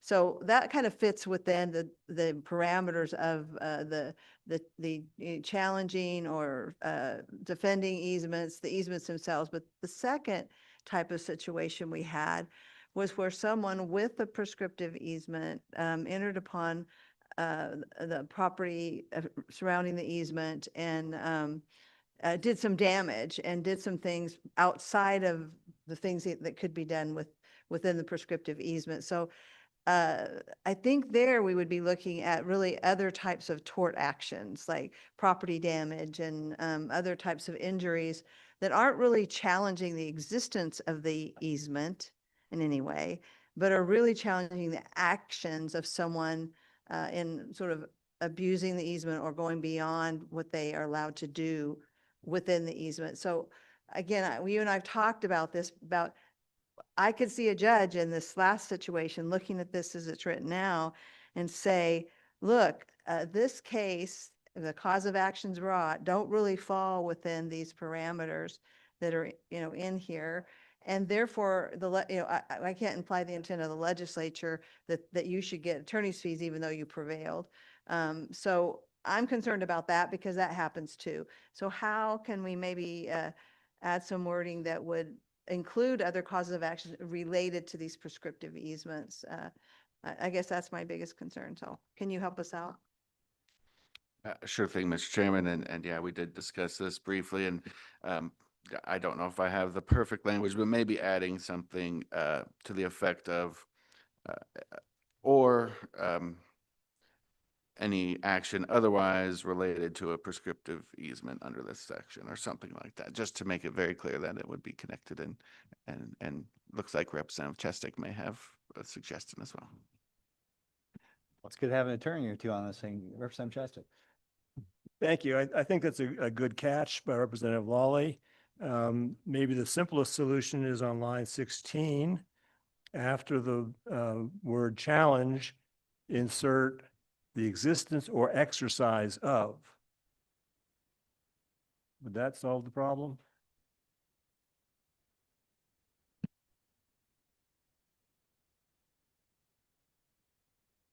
Mr. Chairman, thank you.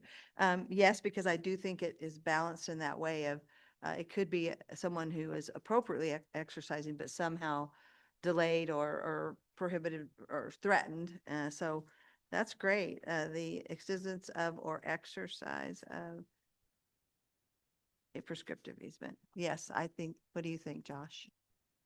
Mr. Chairman, I think that sounds like a great solution, Mr. Chairman.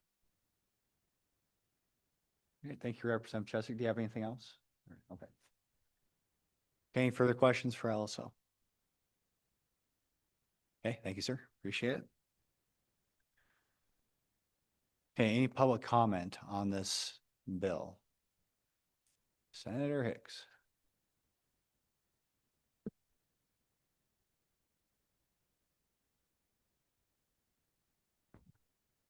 Mr. Chairman, one other suggested amendment would be in some of these particular cases, it may take other experts instead of just an attorney in a case over a disputed prescriptive easement. So it could take a water rights specialist to confirm dates and, amounts and these natures, or a professional land surveyor, those things. So my suggestion would be on line 18, after reasonable attorney, insert and expert witness.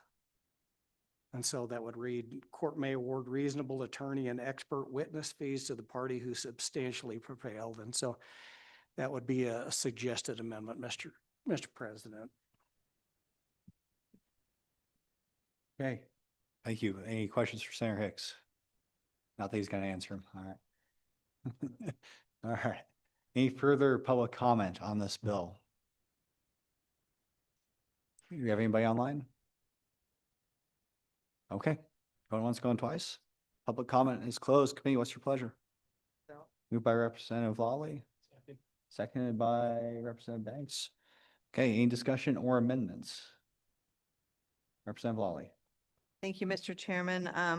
I agree with Senator Hicks that there often it is expert witness fees that also not balance exceed sometimes reasonable attorney fees awards. So I would concur and make a motion that we on line 18 after the word attorney insert the phrase and expert witness then before the word fees there. So again, I believe that that can also be prohibitive. I mean, that's part of what we're dealing with is the costs anymore to actually get some of these disputes resolved. And we're trying to somewhat manage that a little bit here, so.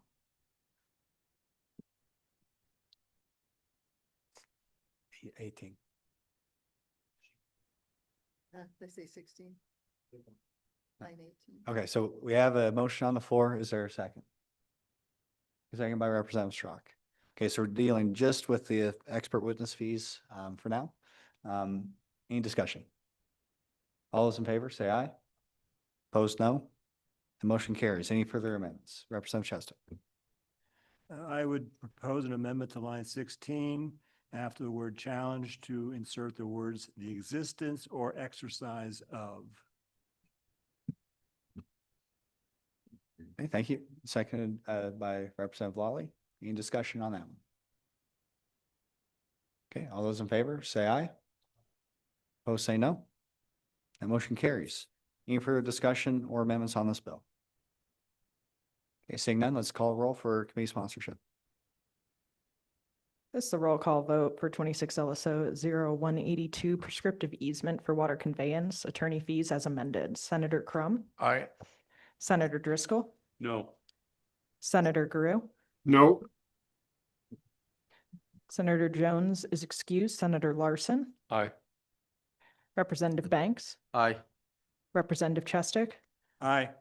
Representative Larson,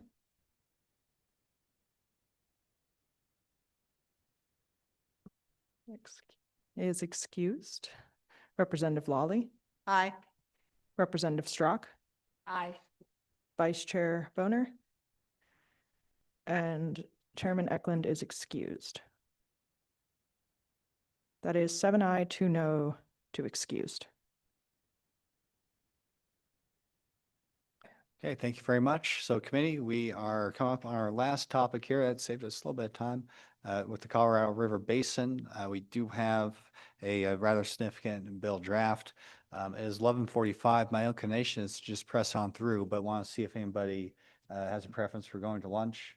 We just want to keep on going. Okay. Snacks in there. All right, yeah, snacks in the back. All right, so next up, we have a Colorado River Basin subject with 26 LSO 37. Mr. Anderson, you're up again.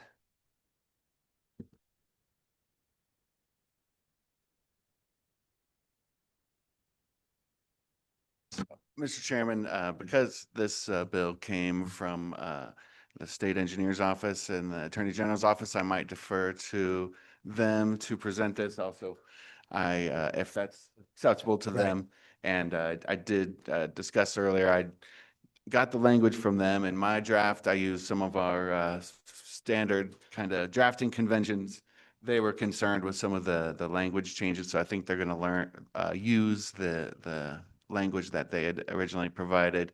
I certainly did not have time to kind of work through any of their concerns between that time and this meeting. So just to kind of set the stage there, Mr. Chairman, and then would defer to them if that's acceptable to you. Yeah, we talked about that and I just plain forgot. So in my rush to get going here. So welcome, Director. We will be referring to the official draft, of course, for the purpose of this discussion, but feel free to maybe go through it and also identify some of those areas where you had different ideas.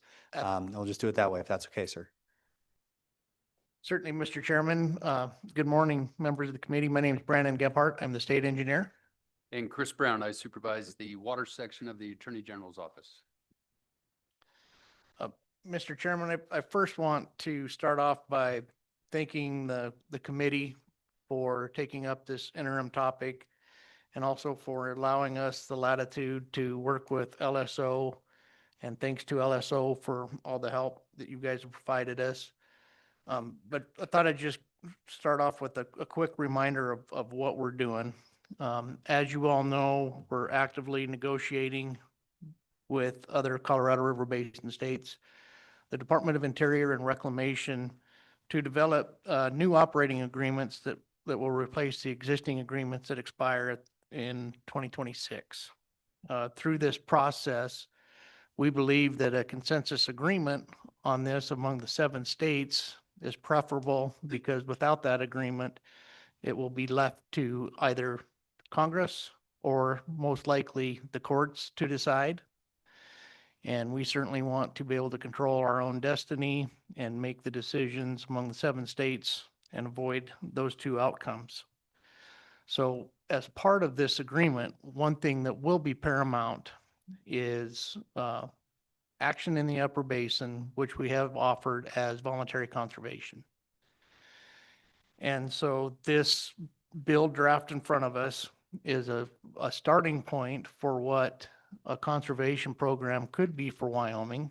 Is it intended to not only be a part of a potential upper basin program, but more importantly, it is a program that can be stood up in Wyoming for Wyoming's purposes, that would help us also mitigate the impacts of possible involuntary reductions that could occur through a court decision or a lawsuit. With that, we want to make sure that if we do set up a conservation program, like I said, it works for Wyoming, but it could also fit into a larger upper basin program if one is developed. Just a little history. We provided the initial discussion with this committee on May 8th. Since that time, we've had numerous public meetings, multiple meetings with our Colorado River Advisory Group. We have sent out our version of drafts to stakeholders, non-governmental organizations, and other water users in the basin and solicited their input. We believe that we have tried to incorporate as much of that input as we can in working with LSO into the draft that is provided in front of you today. So, Mr. Chairman, I don't know how much detail you want me to go into as we walk through the bill, or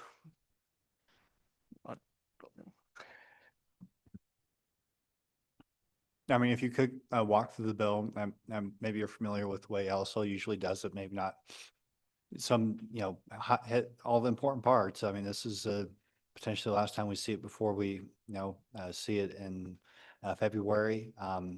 But, without reading it to us, I think a fairly detailed overview of the bill will be helpful. It helps set the stage for the discussion, helps us get focused on what we're going to be talking about here. So either you or Mr. Brown, I think would be just fine, or some combination thereof. So, Mr. Chairman, I can start, and I would let Mr. Brown chime in if I miss anything.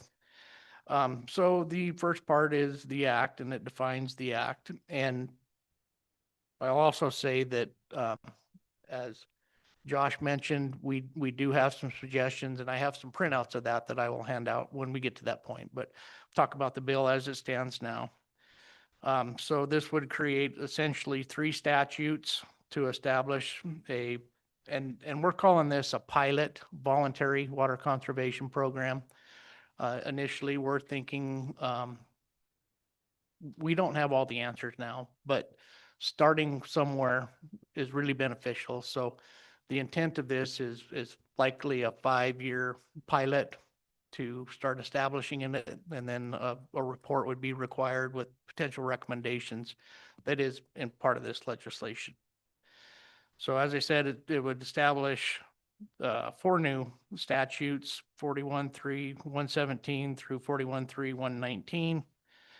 41.3.117 is the definitions that would be used in the program.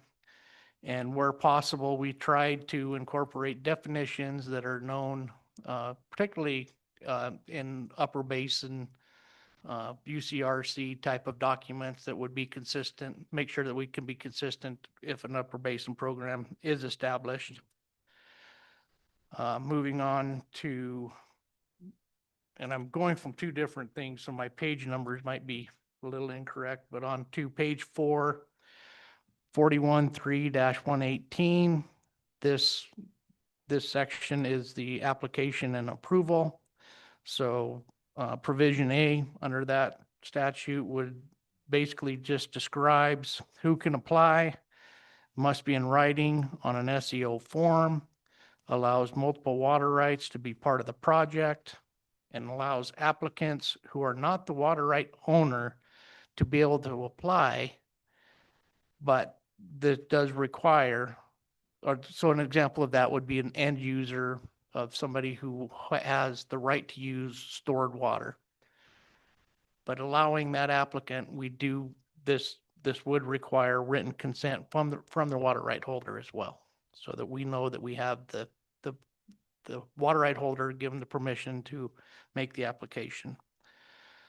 Provision B under this statute states that the SEO will publish an email notice of applications and provides the opportunity for owners of a valid water right that may be injured and any person aggrieved or adversely impacted to provide comments to the application.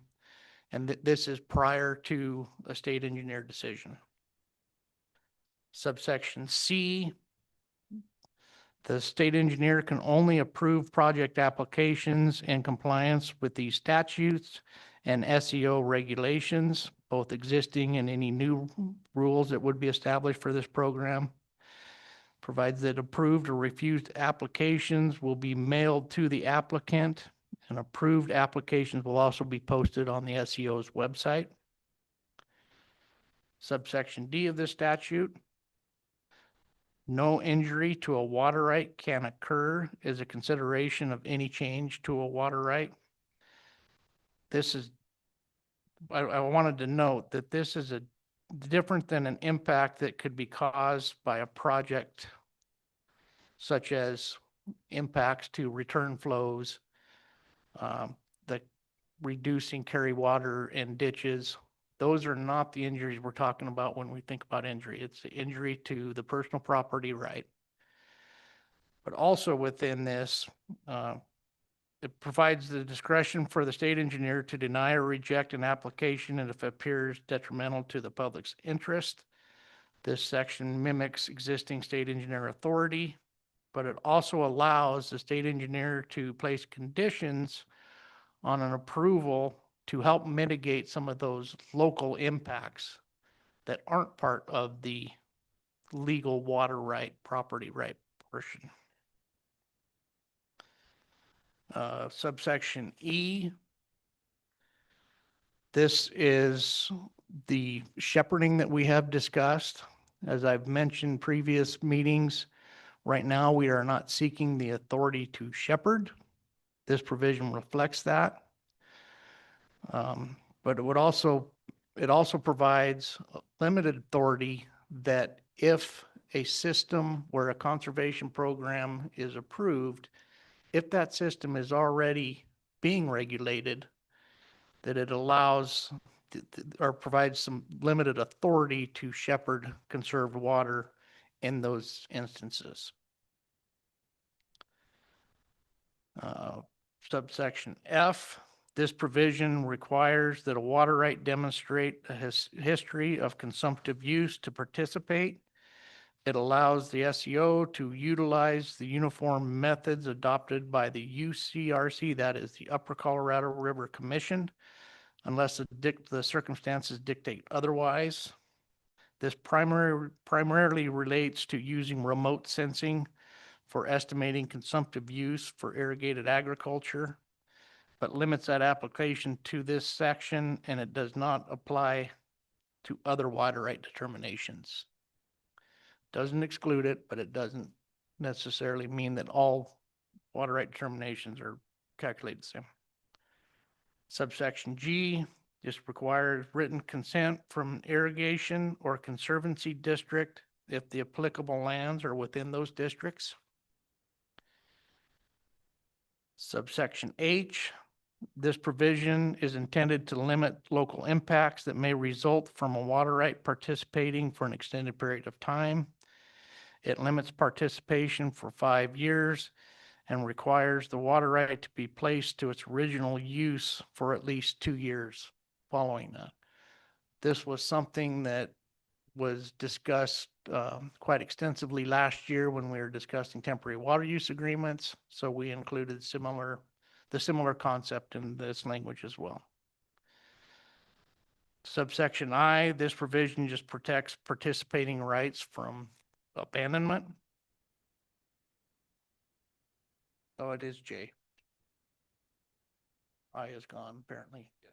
Section J in the actual bill. No I. So now section K probably. This provision allows applicants to appeal a state engineer decision or other water right holders to appeal if their water right injured by the state engineer's approval of a conservation project.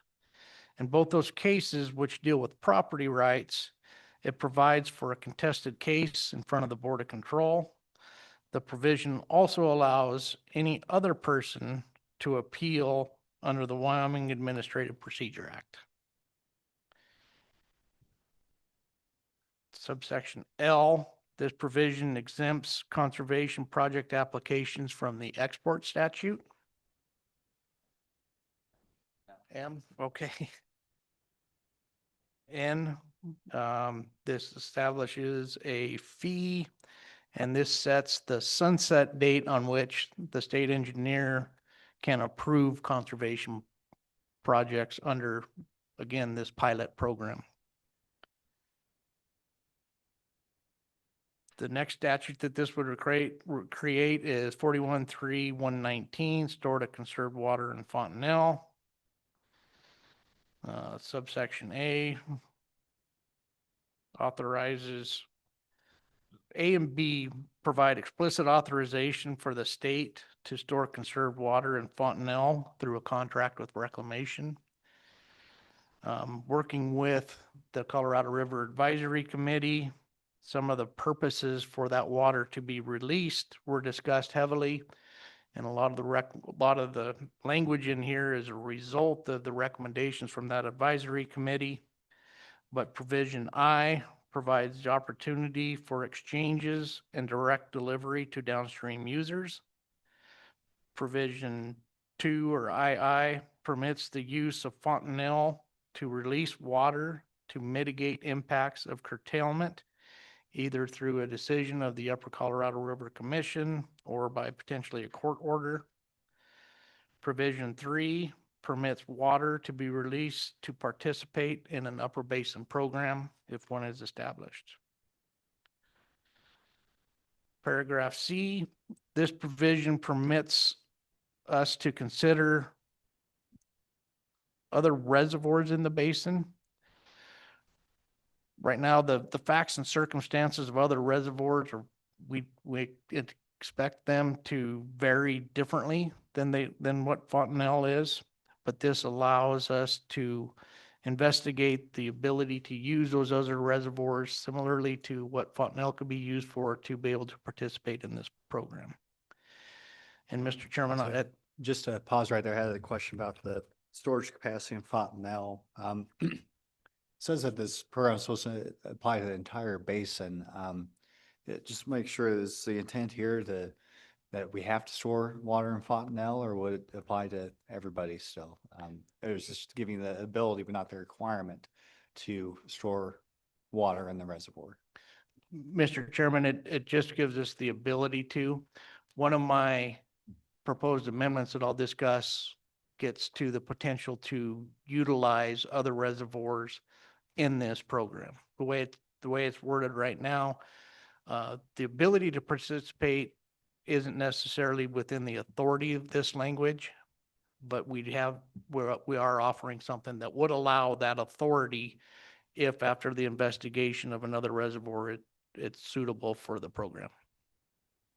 Yeah, I just wouldn't want to limit this program too much to only, folks upstream of the reservoir. Just want to make sure that that doesn't affect it in that way. So. Yeah, Mr. Chairman, and I think our amendment gets at that. We can discuss that. Mr. Chairman, section 2, then, we're asking for 2 FTEs. It's contemplated that one of the FTEs would be based in Wyoming to handle the applications, or excuse me, Cheyenne, they're both in Wyoming, and Cheyenne to assist in the processing of the applications. And the other one would be a field position in Division 4 that would assist in the application processing, but then also to assist in the implementation of it. Section 3 provides a legislative finding. Chris, do you want to discuss anything on that? Well, actually, I had a question on the 2 positions. It looks like it's supposed to, it's intended in the legislature that these positions continue in the 29-30 biennium and thereafter. Why is that the case if it's a pilot program that's only going to be around for 5 years? So a couple thoughts went into that, Mr. Chairman. One is being able to hire what are somewhat specialized people. If you tell them it's only for a year or 2, it's tough to get applicants. I truly believe that we have work even outside of this program beyond a pilot program as well. But also the hope is that if we can get this thing up and running, that it could potentially be more than just a pilot program and could extend into the future. Thank you, Mr. Chairman. Along those same lines, I guess I'm wondering why this is not included in your proposed budget and went through the state budget office to be included in the governor's recommendations. I mean, we're going into a budget session. That seems to be the appropriate avenue, that would be your budget request instead of putting the impetus on this committee, I guess, to put it on in the budget later on. Mr. Chairman, Representative Banks, and that is a good question. 2 things though, that one was just the timing of when we were able to get this legislation done came after the deadline to have our budget to the governor's office. So it certainly could fit within the budget, but it is, the other thought is that it's tied to the work that's associated with this. So we included it in this legislation, but it certainly could be considered in the budget as well. Any further questions? Mr. Chairman? Go ahead, Senator Trump. Yeah, I understand the concept. I'm just wondering, it's a voluntary program. Why do we need a bill for a voluntary program? Is it because we need to show support to the other states that we're doing that? I mean, why? It's a voluntary program, so why a bill? Go ahead. So, Mr. Chairman and Senator, I think there's a number of different reasons, and I'll just touch on a couple of them. But first of all, there's no explicit authority under state statute now to store conserved water in a reservoir. And there's a number of, and so that's a critical thing. And I think there's at least arguments to be made with regard to the conservation of water under an existing water right and whether or not that water can be tracked, made applicable to a different, just under concepts of beneficial use. I think there's arguments to be made on the other side, but this is providing clarity with regard to the ability to engage in this program, which otherwise could be construed as contrary to just the doctrine of appropriation. There's other elements and many of these concepts started back when the state was investigating the feasibility of demand management, which was a product of a 2019 deal that the basin states made. And we'd identified through that process and through the system conservation process, there's issues with regard to the export statute potentially. There was a lot of concern with regard to voluntary participation resulting in potential abandonment of water rights if they're voluntarily foregoing the use. So there's a provision in here that addressed that. And then just the ability to plug into a larger upper basin program, which this explicitly contemplates, is just providing that clear authority so that the state of Wyoming can engage in that process. And I would also say that it signals to the other states that when we commit to engaging in voluntary conservation, we're serious about it. We're hearing a lot of rhetoric from our downstream states that we haven't put anything on the table that is serious. And we've been working, and the advisory committee and stakeholders, water use sectors in the basin have been working incredibly hard to be part of this solution. So that, it gives us some of that as well. Thank you. Any further questions so far? Okay, please proceed. Mind mentioning. In just a couple, so section 3 and some of that finding, Senator Crum, is specifically geared towards that and identifying the intent to work with the other states to be part of the solution as part of the interstate community. It kind of rolls in how Wyoming's role is, but it also specifically identifies that we're not just looking to be a part of a broader upper basin program or a part of a broader upper basin solution.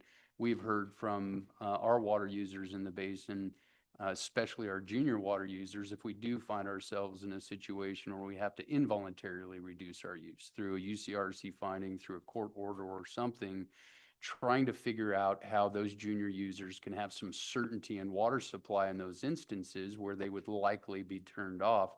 And this would allow for that in-state flexibility as well, where we could encourage willing buyer, willing seller sort of relationships that are on a temporary basis, that don't produce permanent buy and dry of our senior rights, which are irrigated ag, but allows for that additional flexibility to engage in that voluntary sort of transaction so that our junior users can have some certainty in future water supply. So that's part what Section 3 findings were designed to do as well. Thank you, Chris. Continuing on, Section 4, the state engineer shall promulgate rules. Section 5, somewhat of a, not a reservation of rights, but just making sure that it doesn't interfere with or acknowledge that we have any obligations, claims under the compact or compacts for the law of the river. And then Section 6 requires a report at the end of the pilot portion of the program, detailing the operation of the program and making any recommendations to the committee regarding the program's continuance or any advantageous or necessary statutory changes. Mr. Chairman, Section 7 asks that this act be effective immediately so that we can start just as quickly as we can with all of things going on the Colorado River. Chris? I want to mention something that I don't remember if Brandon brought it up, but there obviously is the rulemaking requirement, and our anticipation is that this piece of legislation gives us the big bucket, gives us the framework, the tools to kind of build out this program where there still is a lot of outstanding questions. So I think the state engineer's intent is to develop rules that flesh out some of the details with regard to exactly how this might work. They can, of course, that's done through a public notice and comment process to develop with our stakeholders, with the different water use sectors. And so we would anticipate state engineer rules that provide a bit more detail with regard to exactly how this would operate. And so we're working on those as well and would expect to drop them just as quickly as this authorization gets approved, hopefully. Okay, Representative Wally. Thank you, Mr. Chairman. There was a suggestion, and I'm on the kind of original bill draft from LSO, so this may have been affected in your other draft, but on page 10, actually 11 is the comment from might happen. I don't know if you've looked at that or if there was a particular reason that you chose the way you described that injury. I do prefer what staff suggests, but I just was wondering what your thoughts were on that. Mr. Chairman and Representative, we have taken a look at that, and a lot of this language in here, we have tried to mimic existing Title 41 statutes, especially the application statutes for water rights, both for consistency within Title 41, but also to reflect the way that the state engineer office staff collects and acts on applications. So a lot of the a lot of what the state engineer is going to propose as amendments reflect those to try to bring it back to more consistent with Title 41. With regard to this particular one, I understand the concern. It makes sense to me. I think what we're going to offer instead of may is that on line 15, delete is and say, and replace it with will be. And so we're not, so on Would you line repeat that again? 15, Thank you. Repeat it, yeah.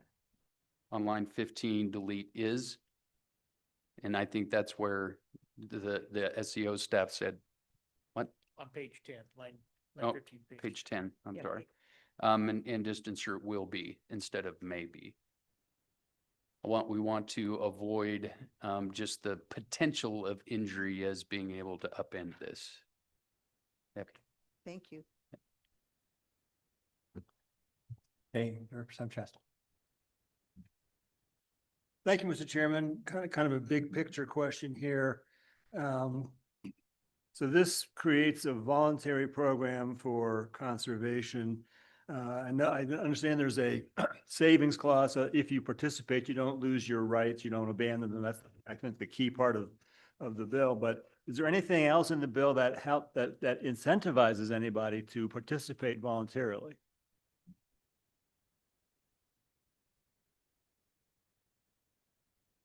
This bill, sorry, not explicitly in the bill. And so the expectation and how we would see this playing out is that there would be some other funding program sort of mechanism. And that can take any number of different forms. And so we were very cautious about not trying to prejudge exactly what that is. So I think what we're anticipating moving forward, and the most immediate thing is to look at what has happened in the past. So System Conservation Pilot Program, which was funded at least originally by some big municipal funders in the basin, some in the lower basin, some in the upper basin, but then more recently through federal funding.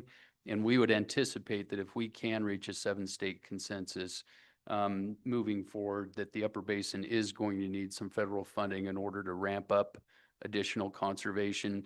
And so the way I would see that being structured is there would have to be a contract between whoever the funding entity is, which in the past was the Upper Colorado River Commission. So the federal government gave a grant to the commission. The commission would then enter into contracts with the water right holder. And then in order to receive the funding, they have to satisfy whatever the provisions of that contract are.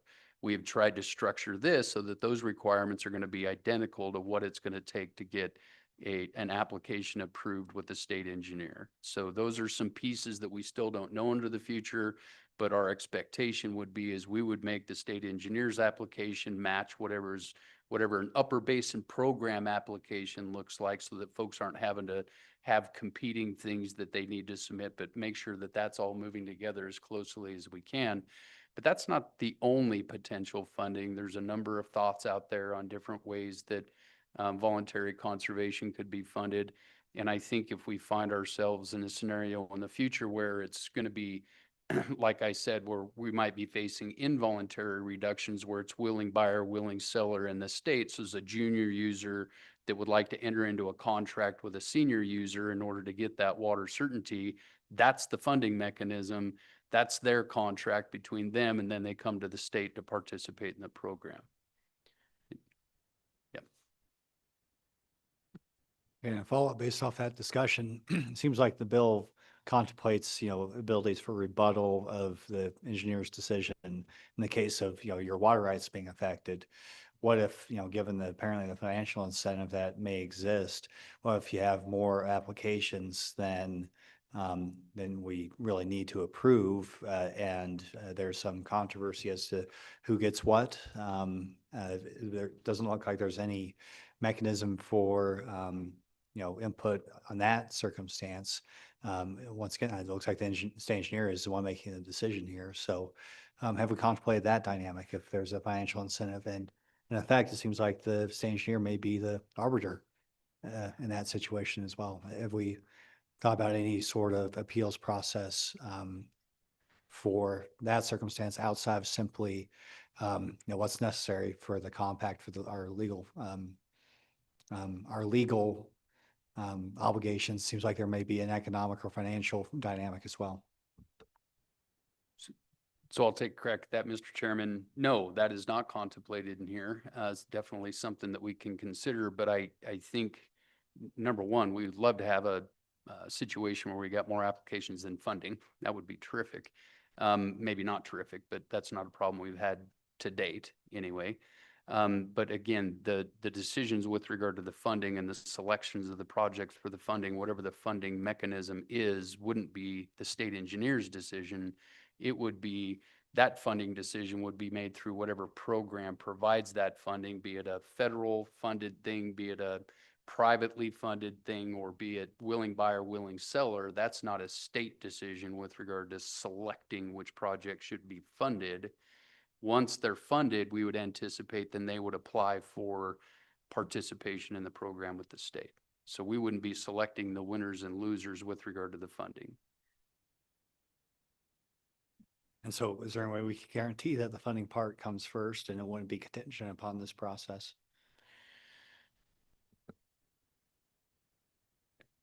Mr. Chairman, definitely something that we can think about more. I guess the way we've been thinking about it, we don't suspect a water right holder is going to apply for this unless they got the funding in place. But certainly we would anticipate them working in parallel to some degree. Okay, thank you. I just want to make sure we flesh out all the dynamics here and recognize that maybe it's in the bill, maybe it's not. It could be a separate process, but yeah, just if there's all of a sudden going to be a financial incentive out there that doesn't currently exist, we may consider, do we approve more than is absolutely necessary to comply with our obligations under the compact, things like that. So, okay, anyways, any further questions, committee? Senator Larson. Yes, Mr. Chairman, thank you. I'd like to tag along on that. I guess is there maybe a first come, first serve sort of thing? Is that contemplated if you had too many, or? Mr. Chairman, Senator Larson, currently, because we've been rather enveloped in trying to come up with our 7-state deal, we haven't looked forward to exactly what the parameters of a 7-state or an upper basin conservation program looks like, which is where I would anticipate the prioritization or the project selection process would be developed. So all I can really relate right now is what we had done in the past. And the upper basin states, working with Bureau of Reclamation, have in the past come up with criteria with regard to prioritization of projects. And there were any number of different criteria where different projects would score higher. If you're going to conserve more water, for example, it may be higher. If depending upon the location, it could be higher, depending upon any number of factors that I'm not pulling out of my brain right now. But there were prioritization or criteria for project selection previously, and I would expect something similar in the future. Representative Wally. Thank you, Mr. Chairman. Again, could you give me some examples of the type of projects you're anticipating under this program? Like, what are some of the variety? What are we talking about? And do you have will there be a criteria about how much conservation you anticipate from that type of program? I mean, how does that part of it work? So unless you have a specific example, but as we've been thinking about this, we want it to be broad enough that we could include a whole host of conservation type projects. Not only, I think one of the easiest ones to think about is somebody chooses not to irrigate a field for a given year. That's an easy one. But we also want to be able to include things that municipalities or industry can do as well. And on top of that, we want to be able to include long-term conservation programs that conserve water potentially, but more importantly, create resiliency for long-term continuing the practice that they're used to while using less water. And a lot of that, in my mind, is infrastructure such as lining ditches or ditch to pipe efficiency improvement. So we want to be able to have an avenue within this that all of those things could be considered.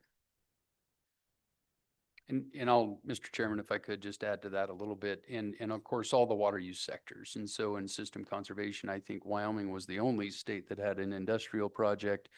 The city of Cheyenne participated in the previous project. We're trying to keep it as broad and as flexible as we possibly can to try to incorporate any opportunity that might become available, including simply just water use efficiencies within municipalities. If they can show, we're advocating, we haven't gotten this yet, but advocating if we can demonstrate a drop in per capita use, for example, and getting some kind of credit for that is certainly something we're driving for. Any further questions? Okay, thank you, gentlemen. You're off the hot seat for now. Let's see how it goes. Would you like us to go through the edits? Oh, sure, yeah. Yeah, go ahead. And I apologize for not having had the time to email this to you, but I think it's will be very helpful for your consideration. I think by and large, the edits we're proposing are to be consistent, as Chris mentioned previously, to be consistent with the existing water statutes. So a majority of the suggestions are that. We will discuss another one that I think touches on what Senator Boner was asking earlier as he's passing that out, but that's largely the suggestions we're making.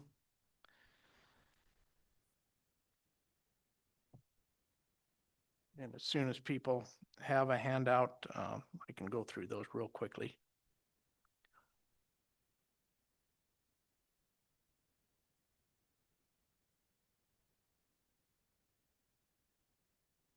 So, Mr. Chairman, I think the first suggestion is on page 1, line 1, and it would be to insert after water, insert within Wyoming's portion of the Colorado River Basin.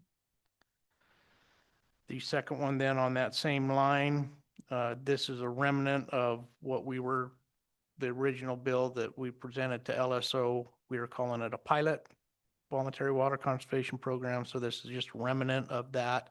And I think there's a couple of these instances where we're suggesting pilot to change that to voluntary to match the title of the bill. Continuing on to page 3, the same thing, pilot to voluntary. Page 4, line 12, same thing, pilot to voluntary.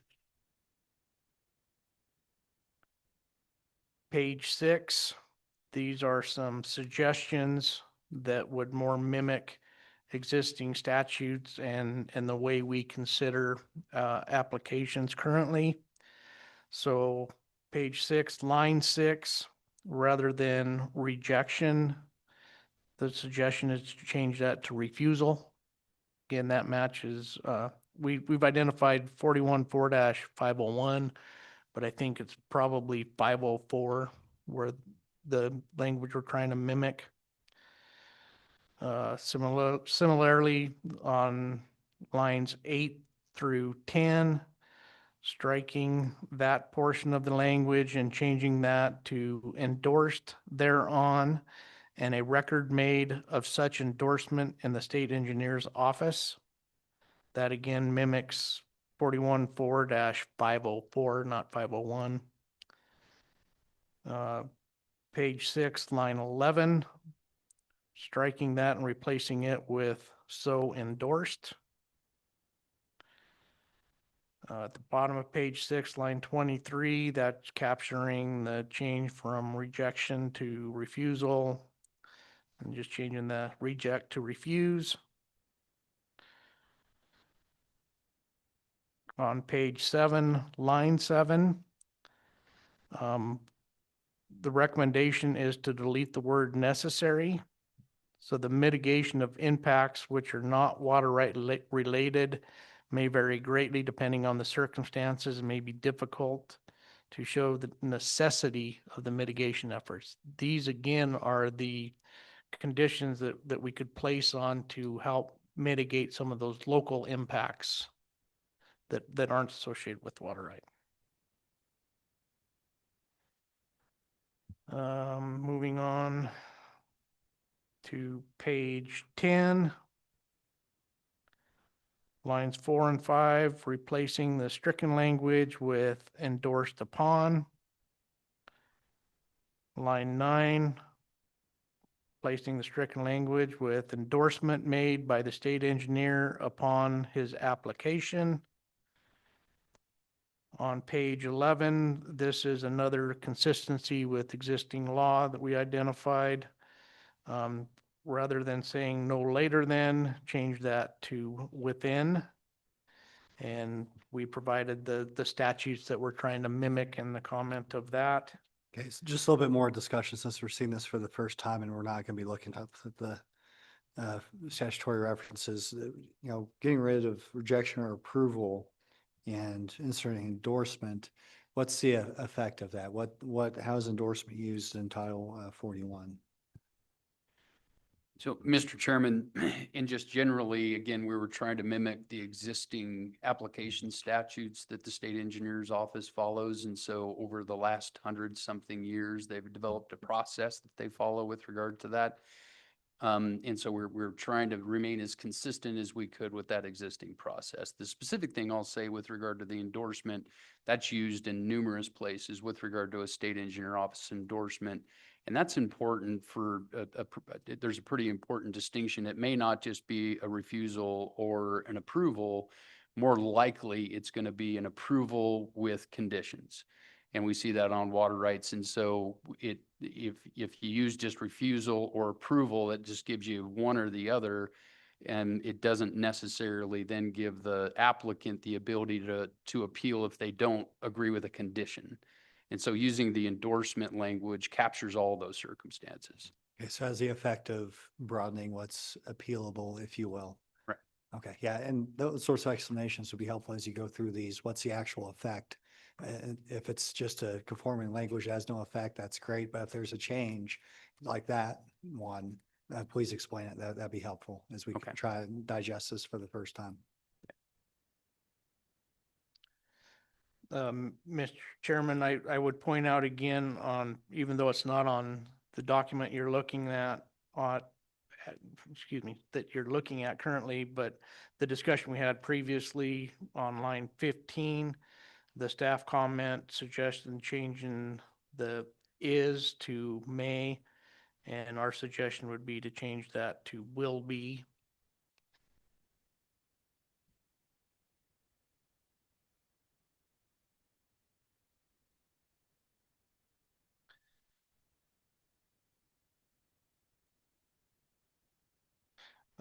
Mr. Chairman, on page 11, again, this is not less than, changing that to within. Page 12, line 13, changing rejected to refused.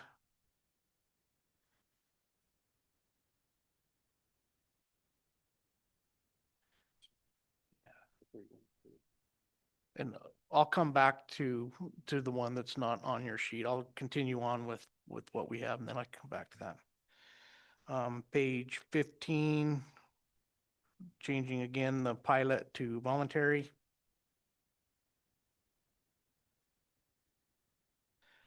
And that covers the changes that were presented to you.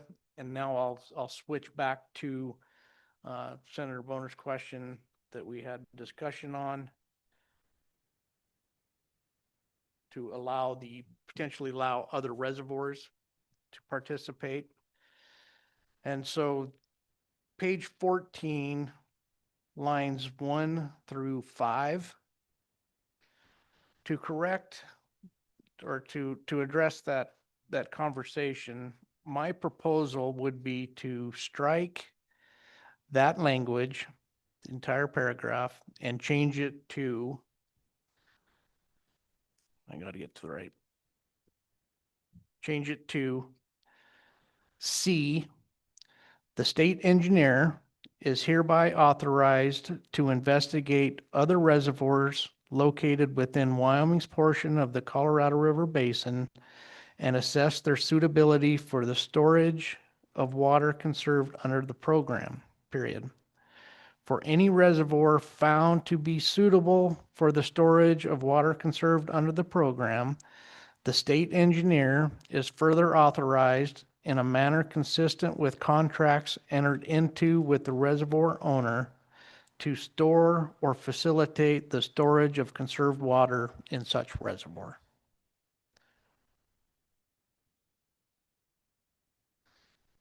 And Mr. Chairman, I think you would notice that we did take out the water development office portion of that. The reason for that is in Fontenelle, water development is the contract holder, so they need to be involved. In other reservoirs, one specific example is one that is owned by the water development office. They would automatically be involved in already, just because they would need to provide the permission and be associated with the permission of that. But I don't know that they need to be involved in our analysis to determine suitability of all the other reservoirs in the state that maybe they're not a part of. So that was the reason for taking water development out. And I did talk to Director Mead and he was comfortable with that deletion. So with that deletion, we wouldn't preclude them from participating if needed, but. That's absolutely okay. correct. Very good. Okay, anything else for amendments or? Mr. Chairman, I don't, but again, I appreciate the committee's willingness to work with us and the latitude you've given us. Thank you. Okay. Representative Lawley. Thank you, Mr. Chairman. I would just like you to, if you could read that last one again. I got kind of the first part and then I think I apologize. Yeah, I'll certainly read it again. The state engineer is hereby authorized to investigate other reservoirs located within Wyoming's portion of the Colorado River Basin and assess their suitability for the storage of water conserved under the program, period. For any reservoir found to be suitable for the storage of water conserved under the program, the state engineer is further authorized in a manner consistent with contracts entered into with the reservoir owner to store or facilitate the storage of conserved water in such reservoir.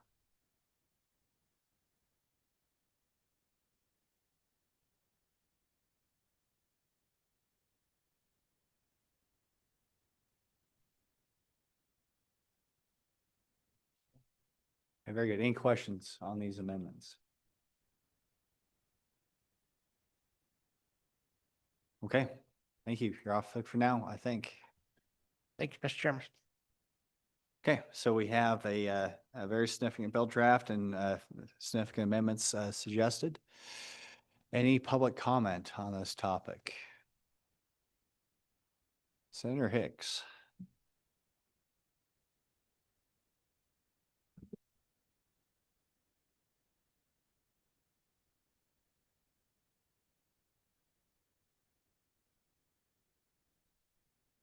So, Mr. Chairman and members of the committee, and I'm not going to say I'm going to be brief because I have a lot of concerns with the bill, but I think one of my priority concerns was addressed in the last proposed amendment by the state engineer. So if that was adopted by the committee, I think it addresses some of my big concerns. But I would like to take an opportunity to address specifically more Representative Lowley's question as to how this worked. And so one of the reasons that I'm here today is because I represent a substantial portion of the Green River Basin or the Colorado River. My Senate boundary goes to the Sublette County line. Fontenelle Reservoir is the boundary of mine all the way down to Flaming Gorge. So I represent all those irrigators in the Big Sandy Irrigation District, all those little tributaries, the entire Little Snake. So this is tremendously important for my constituents. Keep in mind that somewhere plus or minus approximately 90% of all the water rights retained within that basin are in agriculture. So the question is what's this really look like? And so it's voluntary. I think conservation is a stretch. The very definition of Webster's dictionary doesn't meet the definition of the program. From a standpoint, the definition is to prevent the wasteful use of water. This program doesn't do that. This program sets up a program where we're going to have financially compensated exchange, and that's what it does. So let me describe how that will most likely work. Is you're going to have a voluntary landowner, an irrigator, enter into a program with a third party, potentially, or speculate in the future that they're potentially going to, and they're going to market that water. And in this case, I think it's described, it would maybe the federal government is the one that's purchasing, which they already do through the System Water Conservation Pilot Project at the tune of $500 an acre foot for conserved consumptive use. And so even at that number, and I didn't bring it with me today, but I've got the numbers on how much we've spent in that program today. But in the Upper Basin, it's tens of millions of dollars. And so this is a program that what we're going to do is agriculture is the water bank. And people, whether it's the federal government or heavy industry or a municipality, are going to come and at some point in time, under a curtailment. I'm not sure in the bill what involuntary regulation means. And so I need some more clarification as to what exactly is that, because I have no clue what regulation by who and who's involuntary. But that's a separate issue, Mr. But back to the issue of the program. Somebody's going to pay somebody to quit irrigating. That's what we're going to do here. And then that water through unknown methodologies as to what the transaction looks like, who takes ownership of that water at what point in time, regardless of the facility, and all those details have to be worked out. So we're going to monetize water. My concern earlier, back to the amendment that they brought, is you took the entire Green River Basin and then you narrowed it down to a very small subset of people that could participate in what could very likely be a very lucrative program. If we use the value that the federal government's paying is $500. So our average consumptive use, crop water demand in the Green River Basin is probably going to be around 30 inches. That's what it takes the crop to grow, and primarily grass hay. So you think about that, that's somewhere around $1,250 an acre not to irrigate.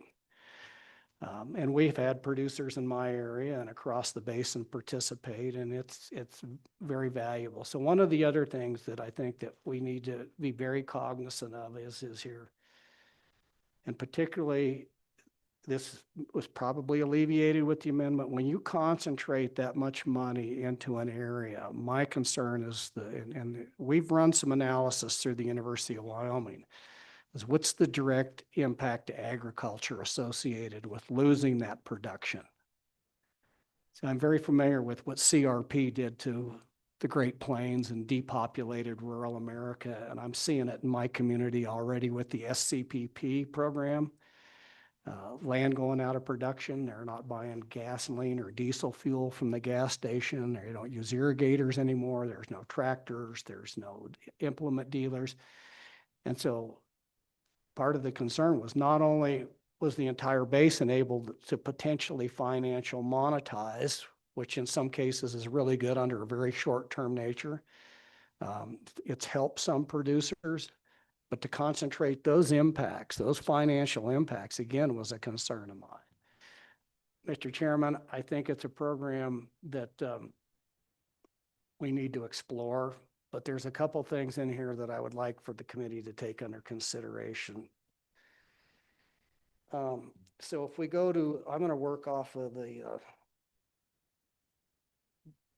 bill, and I think this is a work in progress, and I think there'll be more, that if you guys have sponsored the draft, hopefully we can take this back out to the public at the January meeting and finalize. I hope, Mr. Chairman, that's your direction you want to go.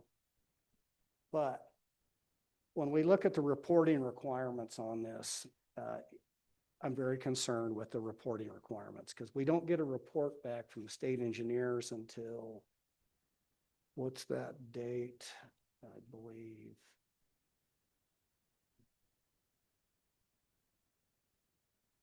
Looks like you're on the bottom of page 16, Senator. Yeah. Yeah. So when it comes to implementing the rules and regulations for the state engineer's office, they're going to be substantive, they're going to be substantial, and they're going to be extensive.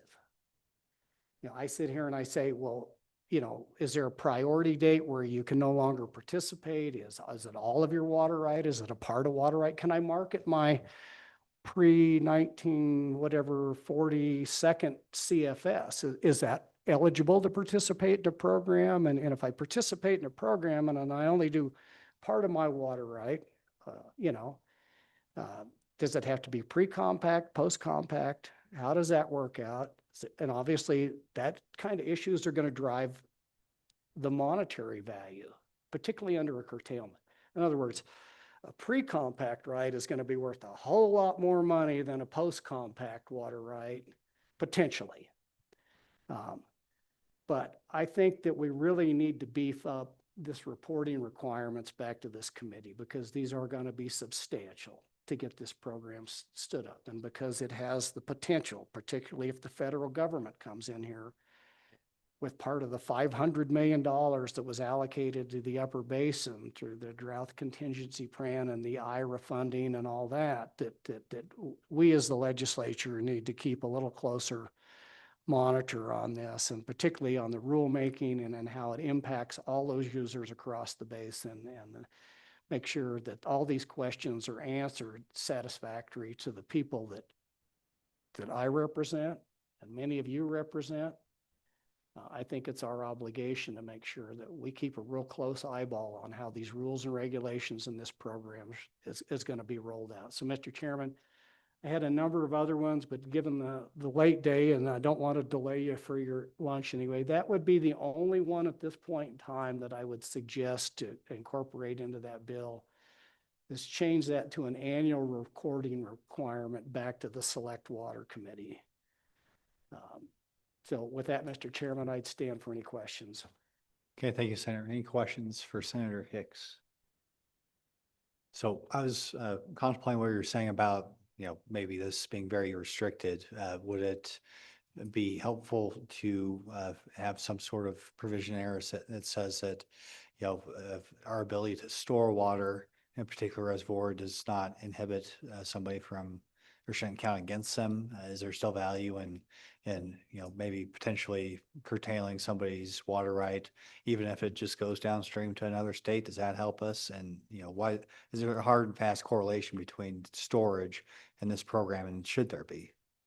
Yeah, Mr. Chairman, so that's a very complicated question, and I think it would take a detailed analysis. Initially, just by us not using those water rights and allowing them to go downstream, I don't think if they're not currently being used, that wouldn't be eligible, because under the compact, we have to reduce the consumptive use component of that.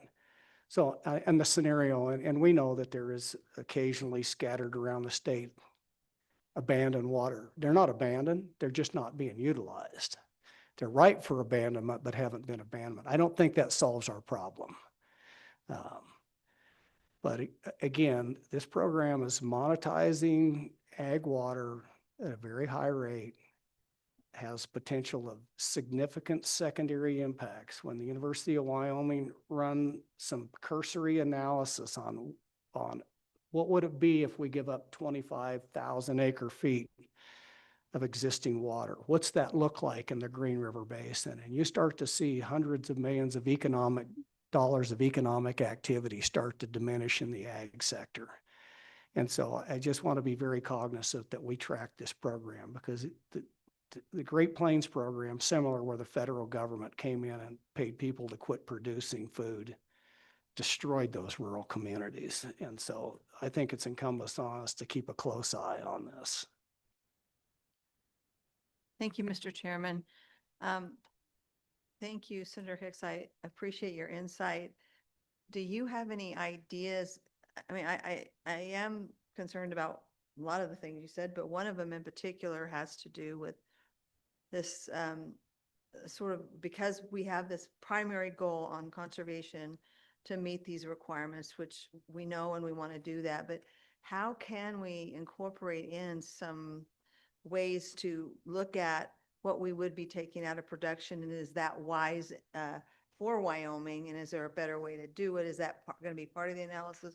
Maybe this is also for the state engineers, but of these applications, or because that's a valid point. I believe that we can solve one problem but create another one. Is there a possible way to avoid that? Do you have any ideas for that? Yeah, Mr. Chairman, and this is something because I live in the Colorado River Basin and these issues are not new to my constituents, is we look at every day, and we've already taken through both the state and I think even the federal government. So I'll give you an idea. One of the solutions to our problem is going to be true conservation. And we can affect conservation through irrigation efficiency. In other words, what we see mostly across the Green River Basin is wild flooded irrigation, direct flow, just open the ditch and turn on the head gates. Even going to something like gated pipe, ditch linings, canal linings, in some cases sprinkler irrigation, if it's done in the right fashion and stuff, so that those water efficiency conservation programs can be substantial in the big picture. We can reduce some of our water utilization. Now, keep in mind, it's consumptive use is the benchmark. But one of the things that we're not accounting for right now in the current program is the consumptive use associated with conveyance loss. And so there's ways that we can recapture some of that water that we don't lose through ET, the discussion with trees. It happens on canal banks and it happens below. And then when we have inefficient irrigation systems, like much of them in my valley only run about 50% efficient. And so all that water runs off and then it goes into a big cattail slough, and it takes 2 or 3 miles to get back to the river lined with willows and cattails. And so, managing that water on the field to reduce that runoff, although you got to be careful there because those return flows can also be the next guy's water rights downstream. But efficiency can be part of the problem. And I know the Water Development Office has acquired a grant through the NRCS Farm Bill, the RCPP, in the Colorado River Basin to start looking at those very things. But so it's part of the solution. Yeah, even our industries. And so you look at the Trona industry over there who has a pretty substantial, they're starting a whole recycling program. That's the efficiency side. Instead of just taking new water out of the green and then dumping it in a waste pit that sits out there and evaporates next to the red desert or in that part of the state, they're actually reusing that. And that's the efficiency component. We're all familiar with what's going on in the lower basin in Las Vegas and all that. I mean, they recycle everything down there. So that is part of our solution also. But keep in mind, the vast majority is agricultural use. And so we're going to get the biggest bang for increasing efficiency is going to be with our irrigators.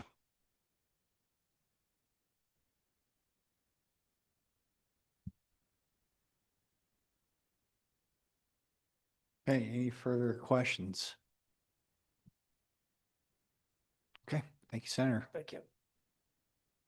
Okay, any further public comment on this bill draft?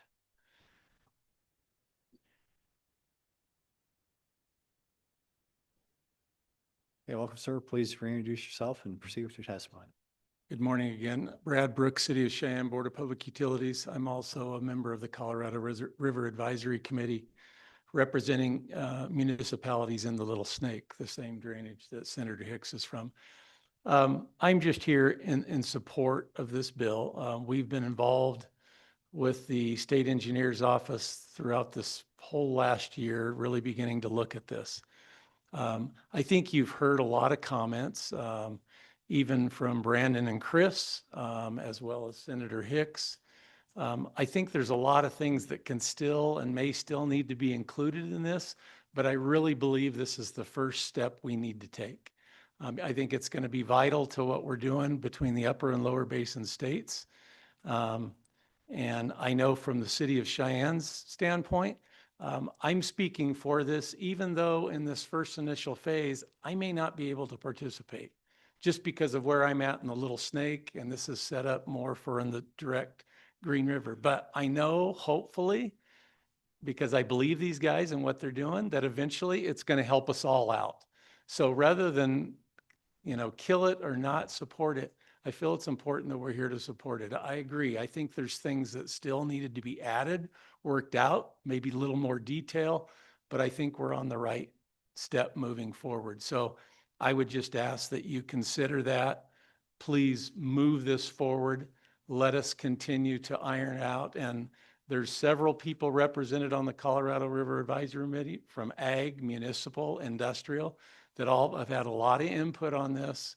And we as a committee are in agreement to move this forward.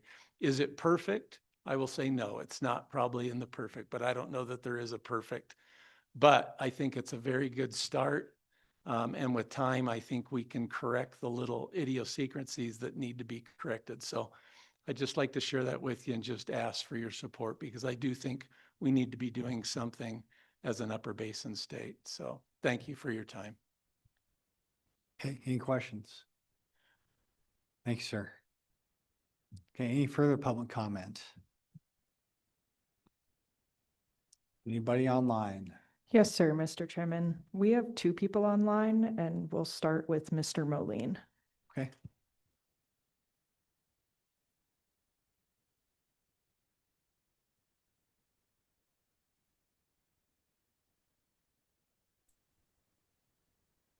Hey, welcome, Mr. Moline. Please reintroduce yourself and proceed with your testimony. Mr. Chairman, Brett Moline, Wyoming Farm Bureau Federation. First, I want to start off with expressing my gratitude for the state engineer and the Attorney General's office for reaching out and keeping my organization informed and involved in the process. I'll say I don't think this bill is perfect. Some problems with it have been pointed out. I would strongly encourage the committee to take this bill forward. I think we have the opportunity to work out some of the problems, and I don't know of a better solution. And I think that's the key. We need to come up with a solution. It needs to be a good solution. That encouraging the committee to take this bill forward to keep the conversation going. I would encourage you to support the bill. With that, Mr. Chairman, I would take any questions you may have. Thank you, sir. Any questions for the Farm Bureau? Okay. Thank you. Next public comment. Mr. Chairman, we have Mr. Raftopoulos online. Yes, thank you guys. Thank you, Mr. Chairman. Thank you guys for having me on here. Waiting out, I know you're running behind. I'm a rancher, cow-calf rancher in the Little Snake River Valley, kind of on the lower Little Snake. And I just here representing myself really to kind of give a boots on the ground view of an SCPP participant, which we did participate in 23 and 24, on a full fallow in 23 and a half fallow in 24. We saw many benefits from it, economical, of course, and also ecological, being that the program wasn't offered up this year. We were back to full irrigation. The things that we saw were actually kind of surprising, in the form of we were in a really tough kind of drought year through the season, in low water year, but our hay production was almost record better than we've ever put up in it. There was kind of some more desirable grasses and a little better root depth and a lot of those things. So it was kind of a surprising ecological benefit, and maybe some drought shock to those plants that we found. And of course, just being as a rancher and economical. Hold on a second. Okay, but go find mama real quick, buddy. Go find mama real quick. Okay, sorry. So what we've found, what I kind of just wanted to briefly pass on is, I don't being an irrigator and being a cow-calf rancher, the direct input to agriculture I see as beneficial as far as in kind of opposite of some other views. We're kind of using this money as like a math problem. So if we can do better by maybe buying hay instead of producing it that year, if there's other needs to go down there, downstream, it just gives another option. It's kind of a conservation of not only water per se, but it also like is generational ranches. I'm a third generation ranch. Want to pass it down to the fourth generation who was just in here. um, it opens up a lot of the ability to stay flexible and keep that. I think the chart of generational ranches has been kind of down. It's a hard business to be in, and the land values continue to increase and kind of makes it tough to pass it down. People end up kind of selling off the land and not raising more cattle. As this thing comes into personally, it gives me the ability to raise more cattle, um, just because some economical benefits a little bit better. Some years when it's better for me to raise hay, I'll raise hay. Some years when it's better for me to sign up for this project, I'll sign up for this project. Be able to increase my cow herd and the ability to pay leverage through a bank. Some of these programs, and especially when they're made long term, is kind of increases our ability to leverage a little bit, and running cows takes a lot of money, so that's a pretty big deal. So really, like I said, I'm just here. I don't want to take up a bunch of your time. I'm just here to really promote this bill, to say that me and quite a few of my neighbors are behind this concept and this in these bills and see the benefit in it. Like I said, I think like comparing this to a CRP program is kind of not valid in the sense that I don't think this is a debit to ag production, although I think it's a credit to ag production. And I think it's a credit to the ability to keep because land isn't the only thing that gets passed down on in ranches and agricultural production. It's also the knowledge and the experience from generations prior, and kind of keeping those kind of families and people in business kind of really puts a positive effect on down. You don't want to really lose the knowledge or lose the experience by when one of these places sell to somebody who most likely won't put it in full production or doesn't have to make a living on the land. Okay, thank you, sir, for your testimony, your on-the-ground perspective. Any questions, committee? Senator Larson, go ahead. Yeah, Mr. Chairman, thank you for being online. Do you see this affecting your communities when you may not be spending the money like you usually do, buying fuel or equipment or supplies or the such? Go ahead. Thank you. Oh, sorry. Thank you for the question, Chairman and Senator Larson. I see it as being also a credit to the communities. I think the money still gets spent and rotated in there. Whether it's not, maybe it's not on fuel for haying, but it's always like a constant improvement in the land. Maybe it is some money that's being used to increase your ditches or your efficiency in there, or water wells within it, or more supplies to do other things. There's just not like just one cost heavy thing on the ranch. I think the money that is used here will probably circulate through the rural communities, um, 7 or 8 times in different effects. So I think it'd be once again a net positive. Just because we're not haying doesn't mean we're not spending money into these rural communities. And not only that, like it increases the tax base in some of those. And I kind of think like ranches staying whole and rural communities staying whole kind of run hand in hand. And where I see these bills being really pro generational ranches and landowners, I see that same effect on rural communities. So I I don't believe it has a net negative impact within these rural communities. I'm a strong believer it has a net positive impact. Any further questions, committee? Okay, thank you, sir, for your testimony. We appreciate it. Thank you very much for your time. Okay, any further public comment, either online or in person? Okay, seeing none, Public comment is closed. So committee, I think we had a pretty good suggestion that, maybe we got lots of amendments, kind of here at the last minute. And so I think it may be worthwhile to maybe push this bill to the next meeting, but still provide our staff some direction as far as, so maybe however you want to do it, whether it be moving the bill, amending it, and then voting to table it until our next meeting. Or we could simply do a majority vote, incorporating amendments into the bill draft and then consider it in January. Unless somebody is really hankering to get a vote on this today, I think that's probably the best path forward as far as how to do it. But yeah, looking for the committee's input as well. Go ahead, Representative. Again, I agree generally with your approach, but I think, and again, this is just my voice and opinion right now, but the amendments that were suggested by the state engineer and the Attorney General's office, I think are ones that at least that I would like to see put in there, the bill. And so we can give that kind of direction to staff.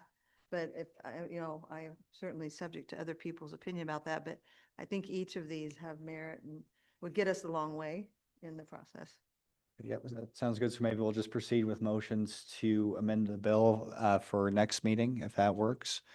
So was that a motion, Representative, to incorporate all the, presumably all the amendments offered in this document?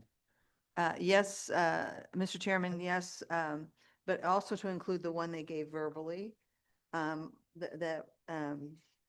don't know that I got every word of it, but it was a very important amendment but it wasn't in the written form, but I know LSO has a copy of it.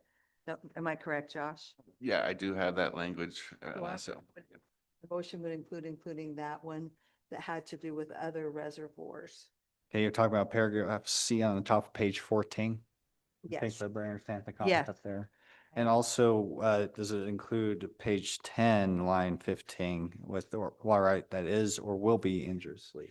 I believe that was also included in this draft that we got from this last draft. That change was included there unless I'm wrong.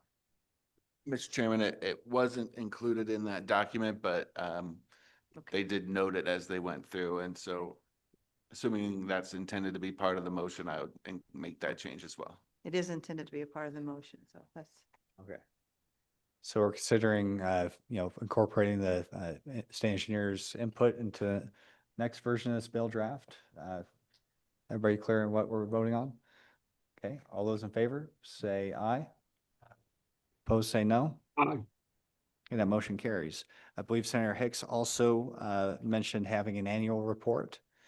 So that's another big one, I think. Do we have a motion along those lines?